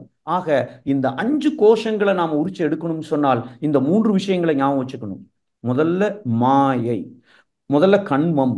வினைப்பதிவுகள் இருக்கிற வரை வாழ்க்கை சிக்கல் வந்து கொண்டே இருக்கும். சிக்கல் இல்லாமல் வாழ வேண்டும் என நினைப்பதே வாழ்க்கையில் பெரும் சிக்கல். இது மகரிஷியோட வார்த்தைகள். அப்ப முதல்ல பதிவுகள். அந்த இடத்துல நான் விழிப்பு நிலையில இருக்குன்னா, இல்ல மாயையில மயங்கிட்டேன், இந்த அம்மா ஏன் நான் கேட்டதுக்கு இப்ப எதிர்த்து பேசுறாங்க அப்படின்னு எண்ணம் வந்துட்டு என்றால் அங்கே மாயையில் மாட்டிக்கொண்டேன். அதன் காரணமாக அவங்க நான் என பிரித்து விட்டேன், சிக்கல்ல மாட்டிக்கிட்டேன். அப்போ இந்த 2ஐயும், நான் எனது என்ற தன்முனைப்பை கூட நாம இன்னமும் சுருக்கி எதை பின்பற்ற வேண்டும் என்றால் அந்த ஒரே ஒரு விஷயம், ஒன்றானோம், பரமானந்தம். ஒன்றானோம்னு என்ன அர்த்தம்? நான் பேசிட்டு இருக்கும் பொழுதே என் கை தட்டி வீட்டமா வச்சிருக்கிற காஃபி டம்ளர், காஃபி கப்பு கீழே உடைஞ்சு கீழே இருக்கிற பேப்பர்லாம் காஃபி கொட்டிடுச்சு. என் கையை பார்த்து அறிவு இருக்க உனக்கு? ஏன் இந்த வலது கையை பார்த்து நான் ஏன் திட்ட போறேன்? திட்ட மாட்டேன். என் கை. இதே இது வீட்டம்மா இந்த காஃபி கப்பை தட்டி விட்டு உடைச்சு கீழே இருக்கிற பேப்பர்லாம் வம்பா போச்சுன்னு சொன்னால் திட்டுறோம். என்றால் அவர்கள் வேற, நான் வேற, நீ நான் நீ பிரிச்சுட்டோம். ஒன்றானோம். அந்த அம்மாவும் என் வலது கை மாறுதான், அவரும் என் கை மாறுதான், எல்லாமே ஒன்றுதான் அப்படிங்கிற அளவில் என் சிந்தனை எப்பொழுதும் அந்த ஒன்றை மட்டுமே நினைத்து கொண்டு என் கடமையை மட்டும் செய்கிற அளவிலே இருக்குமே ஆனால் உள்ள இருக்கிற தெய்வீக தன்மை பிரகாசிக்க ஆரம்பித்து விடும். அது எனக்கும் ஆனந்தம், என்னை சுற்றி இருப்பவர்களுக்கும் ஆனந்தமான ஒரு வாழ்க்கையை கொடுக்கும். இதுக்கு நாம என்ன செய்யணும்? அப்ப நீ நான்லாம் பார்க்க கூடாதா? எல்லாம் ஒண்ணுதான், எல்லாம் ஒண்ணுதான், பாம்பு வருது, சேச்சே எல்லாம் இறைநிலை, இதை போய் நான் எப்படி பிரிச்சு பார்க்கிறது? உட்கார்ந்துருப்போம், உட்கார்ந்துருக்க கூடாது. அப்படின்னா உடலை பாதுகாக்க முடியாது, அன்னமய கோஷத்திலே நான் ஃபெயில் ஆயிருவேன். அப்போ என் உடலை பாதுகாக்க வேண்டும், உடலை வளர்க்க வேண்டும். பாம்பு வருதுன்னு உட்கார்ந்துருக்க கூடாது. அப்ப என்ன பண்றது? அப்போ ஒன்றானோம். உண்மைதான். எப்ப ஒன்றானோம்? பகுத்து பார்த்த பிறகு தொகுத்து பார்த்து ஒன்றாக இருக்க வேண்டும். அப்படி ஒன்றாகிவிட்டால் என்னுடைய எண்ணம், சொல், செயல் தெய்வீக தன்மையாக பிரகாசிக்கும். முதல்ல பகுத்து பார்த்துடுறோம். என்னென்ன பாம்பு, வீட்டம்மா, ஏன் இப்படி சொல்றாங்க, ஏன் அதை கேட்கறாங்க, ஏன் இதை செய்யறாங்க, பகுத்து பார்க்கிறோம். அடுத்த நொடியில தொகுத்து பார்த்துட்டா ஒன்றானோம். என் கை தப்பு செஞ்சா நான் திட்டுறது இல்ல, வீட்டம்மா தப்பு செஞ்சா நான் ஏன் திட்டணும்? இப்பதான் வாங்கணும் 4 லட்சம் ரூபாய்க்கு ஒரு நெக்லஸ், அது அதுக்குள்ள கல்யாண வீட்டுல எங்க வச்சேன்னு தெரியல, தடப்படா நான் தேடிட்டு இருக்காங்க, 4 மணி நேரம் ஆச்சு கண்டுபிடிக்கல, கண்டிப்பா இனிமேல் கிடைக்காது என்றால் நானே தொலைச்சா என்ன செஞ்சிருப்பேன்? அதை நான் செய்துட்டோம் சொன்னால் ஒன்றானோம் என்பது அதன்படி நான் வாழ்ந்து கொண்டிருக்கிறேன். அந்த அளவுக்கு பகுத்துணர்வில் தொகுத்துணர்வு பண்பாட்டை உயர்த்துவதற்காகவே மகரிஷி அவர்கள் அத்தனை பயிற்சிகளை கொடுத்திருக்கிறார்கள். அப்படிப்பட்ட ஒரு தெளிவு நம்முடைய அறிவில், மனதில், எண்ணத்தில், உணர்வில் வந்து விடுமையானால் நாம் ஒவ்வொருவரும் ஆனந்தமாக வாழ முடியும். அப்படிப்பட்ட ஒரு ஆனந்தமான வாழ்க்கை எல்லோருக்கும் அமைய எல்லாம் வல்ல இறையவர்களையும் குரு அவர்களையும் வேண்டி வாழ்த்தி வணங்கி விடைபெறுகிறேன். நன்றி, வணக்கம், வாழ்க வளமுடன். நாம் இப்பொழுது கேள்வி பதில் நிகழ்ச்சிக்கு செல்ல இருக்கின்றோம். ஐயா, கேள்வி பதில் நிகழ்ச்சிக்கு செல்லலாங்களா ஐயா? வாழ்க வளமுடன். ஷோர். வாழ்க வளமுடன். முதல் அன்பராக என் ராஜேஸ்வரி அம்மா அவர்கள். வாழ்க வளமுடன்மா. ஐயா வாழ்க வளமுடன். வாழ்க வளமுடன்மா. வாழ்க வளமுடன். எனக்கு ஒரு சின்ன கிளாரிஃபிகேஷன் ஐயா. இந்த பஞ்சகோஷங்கள் நம்மளோட சிலபஸ் பிரகாரமா மகர்ஷி கொடுத்தது. பாவம் பதிகளுக்கு பாட்டத்துக்கு சேர்த்திருக்காங்க இல்லையா ஐயா? கரெக்ட் தானே? நம்ம கரெக்ட்? புரியல, மறுபடியும் சொல்லுங்க. பாவம் பதிகள் பாட்டம் இருக்கு இல்லையா, சிலபஸ் பிரகாரமா, நம்ம யோகா ஃபார் ஹியூமன் எக்ஸலன்ஸ் இது பிரகாரமா. சரி, அந்த புஸ்தகத்துல கொடுத்திருக்காங்க, கைடுல கொடுத்திருக்காங்க. ஓகே. இந்த பஞ்ச கோஷங்கள் அந்த பாட்டத்துக்கு அட்டாச் பண்ணிருக்காங்க. சரி, அது ஏன்னு எனக்கு ரொம்ப நாள் இந்த ரீசன். ஏன்னா நிறைய நான் யாருக்கு கொடுத்தேன்னா எனக்கு ஒரு தோன்றிருக்க, நான் யாருக்கு கொடுத்தேன்னா இந்த பஞ்ச கோஷங்களை நம்ம கரெக்ட் பண்ணிக்கிறதுக்கு ஒரு வாய்ப்பு இருக்கும் அப்படின்னு. பட் மகர்ஷி என்ன பண்ணிருக்காங்கன்னா, பாவம் பதிகள் பாட்டம் இருக்கு இல்லையா ஐயா, 3rd லெவல்ல, ஆமா, அது கொடுத்திருக்காங்க பின்னாடி. அது ஏன் அப்படி அதுக்கு அட்டாச் பண்ணிருக்காங்கன்னு ஒரு சின்ன டவுட். ஆக்சுவலா பஞ்சகோஷம் ரொம்ப நல்லா இருந்தயா. இப்ப நீங்க எக்ஸ்பிளைன் பண்ணதுக்கு அப்புறம் தான் 22 வருஷம் ஆனாலும் இந்த இதுல இப்பதான் எனக்கு கரெக்டா கிளாரிபிகேஷன் கிடைச்சிருக்க. ரொம்ப ரொம்ப நன்றி. இந்த ஒரு சின்ன கிளாரிபிகேஷன். நன்றி, நன்றி, வாழ்க வளமுடன். அதாவது நம்ம இந்த பஞ்ச கோஷங்கள்லாம் முதல்ல அகத்தாய்வு 1லயோ இல்லை முதல் சாப்டர்லையோ 2வது சாப்டர்லையோ வச்சுட்டோம்னா பயந்து போயிடுவாங்க. நிறைய விஷயங்கள், அது நிறைய எல்லா அடிப்படையும் தெரிஞ்சதுக்கு அப்புறம்தான் இதை அவங்க கடைசியாக வச்சுருப்பாங்க. ஆக்சுவலாக மகரிஷி டிசைன் பண்ணியிருக்கிற, வடிவமைத்திருக்கிற அகத்தாய்வு 1, 2, 3லாம் பார்த்தீங்கன்னா அப்படியே படிப்படியாக குழந்தைகளுக்கு நமக்கு சொல்லி கொடுத்து மாற்றி அப்படி தான் நமக்கு கொடுத்துருக்குறாங்க. ஸோ அதனால் இதை ஆரம்பத்தில் வைக்கிறதுக்கு பதிலாக கொஞ்சம் இறுதி நிலையில் இதை பற்றி நம்ம பேசணும்னா இது ஓவரால் பிக்சர், எல்லா விஷயங்களையும் சேர்த்து கம்பைன் பண்ணி சொல்லக்கூடிய விஷயங்கள் இந்த பஞ்சகோஷங்கள். ஸோ அதனால நமக்கு பாவப்பதிவுகளும் போக்கும் வழிகளும் ஒரு அட்வான்ஸ்டு ஸ்டேஜில் நம்ம அது முதல்ல எடுத்த உடனே அகத்தாய் 1ல் அது வராது, 2லையும் வராது, 3ல் வருது. ஏன்னா முதல்ல நம்மளை தயார்படுத்திக் கொள்ளணும், முதல்ல அதுக்கு தெரிஞ்சிருக்கணும் நிறைய விஷயங்கள். ஸோ அந்த ஒரு சின்ன காரணம் தான். அது எங்கே இருந்தாலும் லட்டு தானே, காலையில் சாப்பிட்டானே மத்தியானம் சாப்பிட்டானே, நமக்கு தேவை அந்த நாலேஜ், அதை எப்படி செயல்படுத்துவது என்பது. இப்போ நீங்கள் இதை கடைசியாக படிக்கும் பொழுது அந்த முதல் நிலையிலிருந்து வர்றவங்களுக்கு அது கொஞ்சம் ஈஸியாக இருக்கும். அவ்வளோதான். நன்றி, வாழ்க வளமுடன். பதிவுகள் ஆவறதுக்கு சான்சஸ் இருக்கும் இல்லையா பஞ்சகோஷங்களை? கண்டிப்பா, ஆமா, உண்மைதான். அதுக்கு தான் மகரிஷி அவர்கள் அதை கொஞ்சம் கொஞ்சமாக கொண்டு வரும் பொழுது இந்த பதிவுகள் வரக்கூடாது, கெட்ட பதிவுகள் என்பதற்காகத்தான் அடிப்படையா அடிமடியில கைய வைக்கிறார். முதல் பயிற்சியில எண்ணம் ஆராய்தல், இந்த எண்ணம் தான் சொல்லா மாறுது, செயலா மாறுது, ஆசையா மாறுது, சினமா மாறுது, கவலையா மாறுது. ஆனா முதல் பயிற்சியே எண்ணத்தை, இதை நாம் ஒழுங்கா செஞ்சிட்டோம்னா அங்கேயே முக்காவாசி பாவங்கள் நமக்கு பதிவுகள் குறைஞ்சு போயிடும். இது வந்து ஒரு ஓவரால் பிக்சர், இந்த பஞ்ச கோஷங்கள் என்பது. ஸோ இதை நம்ம ஓவரால் பிக்சராக கடைசியாக தெரிஞ்சுக்கிட்டா இன்னும் கொஞ்சம் ஈஸியாக இருக்கும். அங்கே படிப்படியாக கொண்டு வந்திருக்கிறார். அப்போ அவ்வளோதான் அதுக்கு காரணம். நன்றி. வாழ்க வளமுடன். ரொம்ப நன்றி ஐயா. நல்வாழ்த்துக்களம்மா. நல்வாழ்த்துக்களம்மா உங்களுக்கும். வாழ்க வளமுடன்மா. வாழ்க வளமுடன். அடுத்த அன்பராக எஸ் பத்மினி அம்மா அவர்கள். வாழ்க வளமுடன்மா. வாழ்க வளமுடன். வாழ்க வளமுடன் ஐயா. வாழ்க வளமுடன். வாழ்க வளமுடன். தேங்க்யூ. வாழ்க வளமுடன். முத்தையா வாழ்க வளமுடன். நீங்கள் வாழ்க உங்கள் வளமுடன். அன்பு வாழ்க குடும்பமும் வளமுடன். வாழ்க வளமுடன் ஐயா. மிக சிறப்பு ஐயா. எனக்கு ஒரு புரிதல் வேணும் இன்னும். we have to mind our mind because அந்த மைண்டே பெரிய வாஸ்ட் கடல் மாதிரி இருக்கு நம்ம புரிஞ்சுக்கிறதுக்கு. அதை சரி பண்ணிட்டோம்னா எல்லாமே சரியாயிடும் ஐயா. இந்த 5 கோஷங்களையும் 3 மனம், புறணம், நடுமனம், ஆழ்மனம், இதோட கொஞ்சம் இந்த இந்த சாப்டரோட அதையும் சொன்னீங்கன்னா எல்லாருக்கும் இன்னொரு வாட்டி மனசுல பதிய வைக்க வசதியா இருக்கும். ஓகே. வாழ்க வளமுடன். நான் இதே வந்து கொஞ்சம் அதிகமான இன்ஃபர்மேஷன் இருக்க, இதை எப்படி குறைக்கிறதுன்னு கொஞ்சம் யோசிச்சு பார்த்துருந்தேன் ஆக்சுவலா. எனிவே, பட் அதுக்கு ரிலேட்டடா நம்ம பார்க்கணும் அப்படின்னு சொன்னால், முதல்ல இந்த மேல் மனம் என்பது தான் வந்து உடல் அளவில் இயங்குவதற்கு இயங்கி கொண்டு இருக்கிறது. ஆக்சுவலாக அது காரணம்னு சொல்லக்கூடாது. மேல் மனம் அன்னமய கோஷத்துல இயங்கி கொண்டிருக்கிறது. ஆனால் அதற்கு காரணம் என்னன்னு பார்த்தீங்கன்னா நடுமனம். சித்தம் எனும் பெருநிதியாம் அப்படின்னு மகரிஷி அவர்கள் ஒரு கவிதையில நடுமனதை பத்தி குறிப்பிட்டிருப்பார்கள். ஏன்னா மேல்மனம் ஏன் இட்லி இப்படி இல்லை கல்லு மாதிரி இருக்கேன்னு கேட்கிறது மேல்மனம் அன்னமய கோஷத்துல இயங்கி கொண்டிருக்கிறது. ஆனா அதுக்கு தேவையான இப்படி கேளுன்னு சொன்னது எது என்றால் நம்மிடம் இருக்கிற வினைப்பதிவு. அது நடுமனத்துல இருக்கு. அந்த பதிவுகள் அத்தனையும் சேர்ந்த ஒரு பொக்கிஷமாக அங்க இருந்து அதுதான் நான் எப்படி நினைக்கணும், எப்படி உணரணும் அப்படிங்கிற அதற்கு அந்த தூண்டுகோலாக இருந்து அதை செய்வதற்கு இதா காரணமாக இருப்பது நடுமனம். அதே சமயம் இந்த நடுமனம் வந்து என்ன கேட்டாலும் அதை நிறைவேற்றி விடும். அருமையான ஒரு சக்தி வாய்ந்த வேலைக்காரன். நான் ப்ரொஃபஸர் ஆகணும்னா ப்ரொஃபஸர் ஆகிறதுக்கு என்னென்ன உண்டோ அத்தனை சூழ்நிலைகளையும் அது ஏற்படுத்தி கொண்டே இருக்கும். எனக்கு வெயிட்டே குறைய மாட்டேங்குன்னு 10 தடவை சொன்னா எந்த டாக்டர்கிட்ட போனாலும் சரி, எந்த எக்ஸசைஸ் பண்ணாலும் சரி, வெயிட் குறையாம அது பார்த்துக்கும். அந்த அளவுக்கு சக்தி வாய்ந்தது இந்த நடுமனம். அப்போ இந்த நடுமனதுல தான் நாம அத்தனை வேலைகளையும் செய்தாக வேண்டும், மாற்றியாக வேண்டும். அந்த கருமையத்தில் இருக்கிற அந்த பதிவுகளை மாற்றக்கூடியதை இந்த 5 கோஷங்களும் அங்கதான் அது வேலை செய்யணும். அதனுடைய அடிமனம்னு ஒண்ணு இருக்க, அதுதான் ஆனந்தமய கோஷம். அந்த அடிமனம் ஈவன் நம்ம வந்து விஞ்ஞானமய கோஷத்துல கொஞ்சம் கூட அங்க இருக்கு. ஏன்னா பேரறிவு நிலைக்கு இயங்குது என்றாலே அலைச்சூழல் அந்த 1 to 4, அந்த 1 to 4 என்பது விஞ்ஞானமய கோஷம்.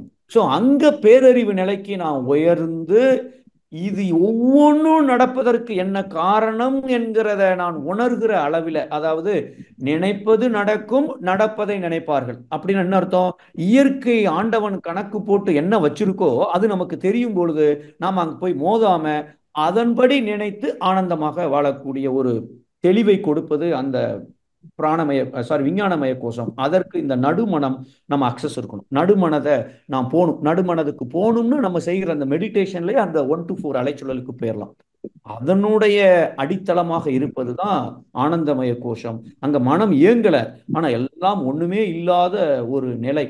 ஸோ அது வந்து சூப்பர் கான்சியஸ் மைண்ட் அப்படின்னு நம்ம சொல்றோம். ஸோ மேல்மனம் என்பது அன்னமய கோஷத்திலையும் பிராணமய கோஷத்திலையும் இயங்குனாலும் அடிப்படை காரணமாக இருப்பது நடுமனம். அந்த நடுமனதுல நாம் அதிகமாக ஃபோக்கஸ் பண்ணணும்.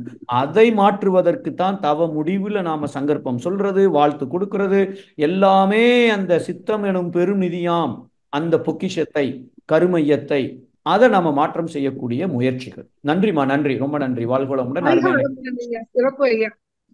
வாழ்க வளமுடன். அம்மா வாழ்க வளமுடன். ஐயா வாழ்க வளமுடன். ஐயா வாழ்க வளமுடன். வாழ்க வளமுடன்.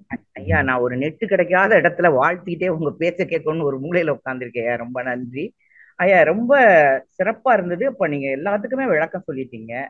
ஆனா ஐயா அந்த சுயரூபம்ங்கிறது குடும்பங்கள்ல ரொம்ப பேசுறது இல்ல அந்த வேர்டு. சினிமாவுல கேட்டிருப்போம். பொதுவா அந்த சுயரூபம்ங்கிறது சமூக வேர்டுகள்ல யாராவது அரசியல்வாதிகள் என்னைக்குதான் அப்படின்னு சொல்லி நான் கேட்டிருக்கேன் ஐயா. ஆனா ஐயா இப்ப நீங்க அழகா சொன்னீங்க ஐயா, சுயரூபம் நம்ம கட்டுப்படுத்தணும் எப்படி, பொய்யான சுயரூபம் உண்மையான சுயரூபம், நமக்கு நம் சுயரூபம் தெரியுமா தெரியாதா, வெளியே வராம அந்த நாமே தெரியாம இருக்கோம். ஆனா ஐயா இப்ப நீங்க உங்களை எல்லாருடைய சுயரூபத்தையும் நம்ம கண்டுபிடிக்க முடியுமான்னு தெரியாது. இப்ப நீங்க ஐயா நீ கத்தார ஐயா பேசுறாங்கன்னா இப்படி பேசுவாங்க, இதை இப்படி கேட்பாங்க, இப்படி ரசிப்போம். இதை விட சுயரூபம்ங்கிறது அப்பப்ப வெளிப்படுறதா இல்ல அவங்களுக்குள்ள அது அடங்கி அப்படியே போயிடுமா? அப்ப எனக்கு அப்படி எனக்கு நான் அந்த வேர்டு எனக்கு ரொம்ப ஒரு வித்தியாசமா ஆனா அழகா எடுத்து சொன்னீங்க. இதை எப்படி நம்ம அவங்கள்ட்ட இருக்கா இல்லையா இதெல்லாம் நம்ம கண்டுபிடிக்கலாமா வேண்டாமா? சில பேருடைய சுயரூபம் தெரியாம போயிருமே, அப்படியெல்லாம் தோணுதுயா. இதுக்கு ஒரு சின்ன விளக்கம் கொடுத்தீங்கன்னா நல்லா இருக்கும். நன்றி ஐயா. வாழ்க வளமுடன். ரொம்ப ரொம்ப ஒரு ப்ராக்டிக்கலான அருமையான ஒரு கேள்வி. கண்டிப்பாக இதில் வந்து கொஞ்சம் நம்ம சில விஷயங்களை நம்ம யோசிச்சு பார்த்துக்குவோம். முதல்ல இந்த சுயரூபம் அப்படிங்கிறது வந்து நான் முதல்ல ஆரம்பிச்சோன்னு சொன்னேன். இந்த திருமணமான 2வது நாளே கணவனின் சுயரூபம் தெரிந்தது அப்படின்னு சொல்லி செய்தி படிக்கிறோம் அப்படின்னு சொல்லிட்டு அவங்க ஆல்ரெடி எப்படி நினைச்சிருந்தாங்களோ, ஆனா அவர் அன்னைக்கு தன்னுடைய சுயரூபத்தை காட்டியிருக்காரு, ஒரு மிருகத்தனமா நடந்திருக்காரு, இல்ல வேற ஏதோ தப்பு செஞ்சிருக்கிறாரு, ஏதோ ஒண்ணு. அது வந்து பொய்யான சுயரூபம்னு நம்ம சொல்லிட்டோம். ஏன்னா அது மாறக்கூடியது. உண்மையான சுயரூபம் என்பது தெய்வீகத்தன்மையோடு இருப்பது. இது எல்லாருக்கும் இருக்கு. அதையும் நம்ம சொல்லிட்டோம். கடல் மாதிரி, வானம் மாதிரி, மேகம் மாதிரி அல்ல, அலை மாதிரி அல்ல, பெர்மனண்டா மாறாமல் இருக்கக்கூடியது உண்மையான சுயரூபம். இதை கண்டுபிடிக்கணும்னு அவசியம் இல்லை, எல்லாத்துக்கும் இருக்கு. ஆனா மூடி இருக்கிற குப்பை ஒரு டன் கணக்குல இருக்கா, ஒரு 10 கிலோவில் இருக்கா, 50 கிலோவில் இருக்காங்கிறது ஆளாளுக்கு கொஞ்சம் மாறி இருக்கிறது. ஸோ உண்மையான சுயரூபம் எல்லோரிடம் இருக்கக்கூடிய தெய்வீகத்தன்மை அது 100% இருக்கு, மாறாமல் இருக்கு. குப்பை போட்டதுனால வெளியில வர்றதில்லை. ஃபர்ஸ்ட் விஷயம். 2வது விஷயம், மற்றவங்கள் குடும்பத்துக்குள்ள இதை சொல்றது இல்லை. உண்மைதான், நம்ம குடும்பத்துக்குள்ள இந்த வார்த்தை உன் சுயரூபம் இதுதானா நம்ம சொல்லிட்டோம்னா பெரிய சிக்கலாயிரும்.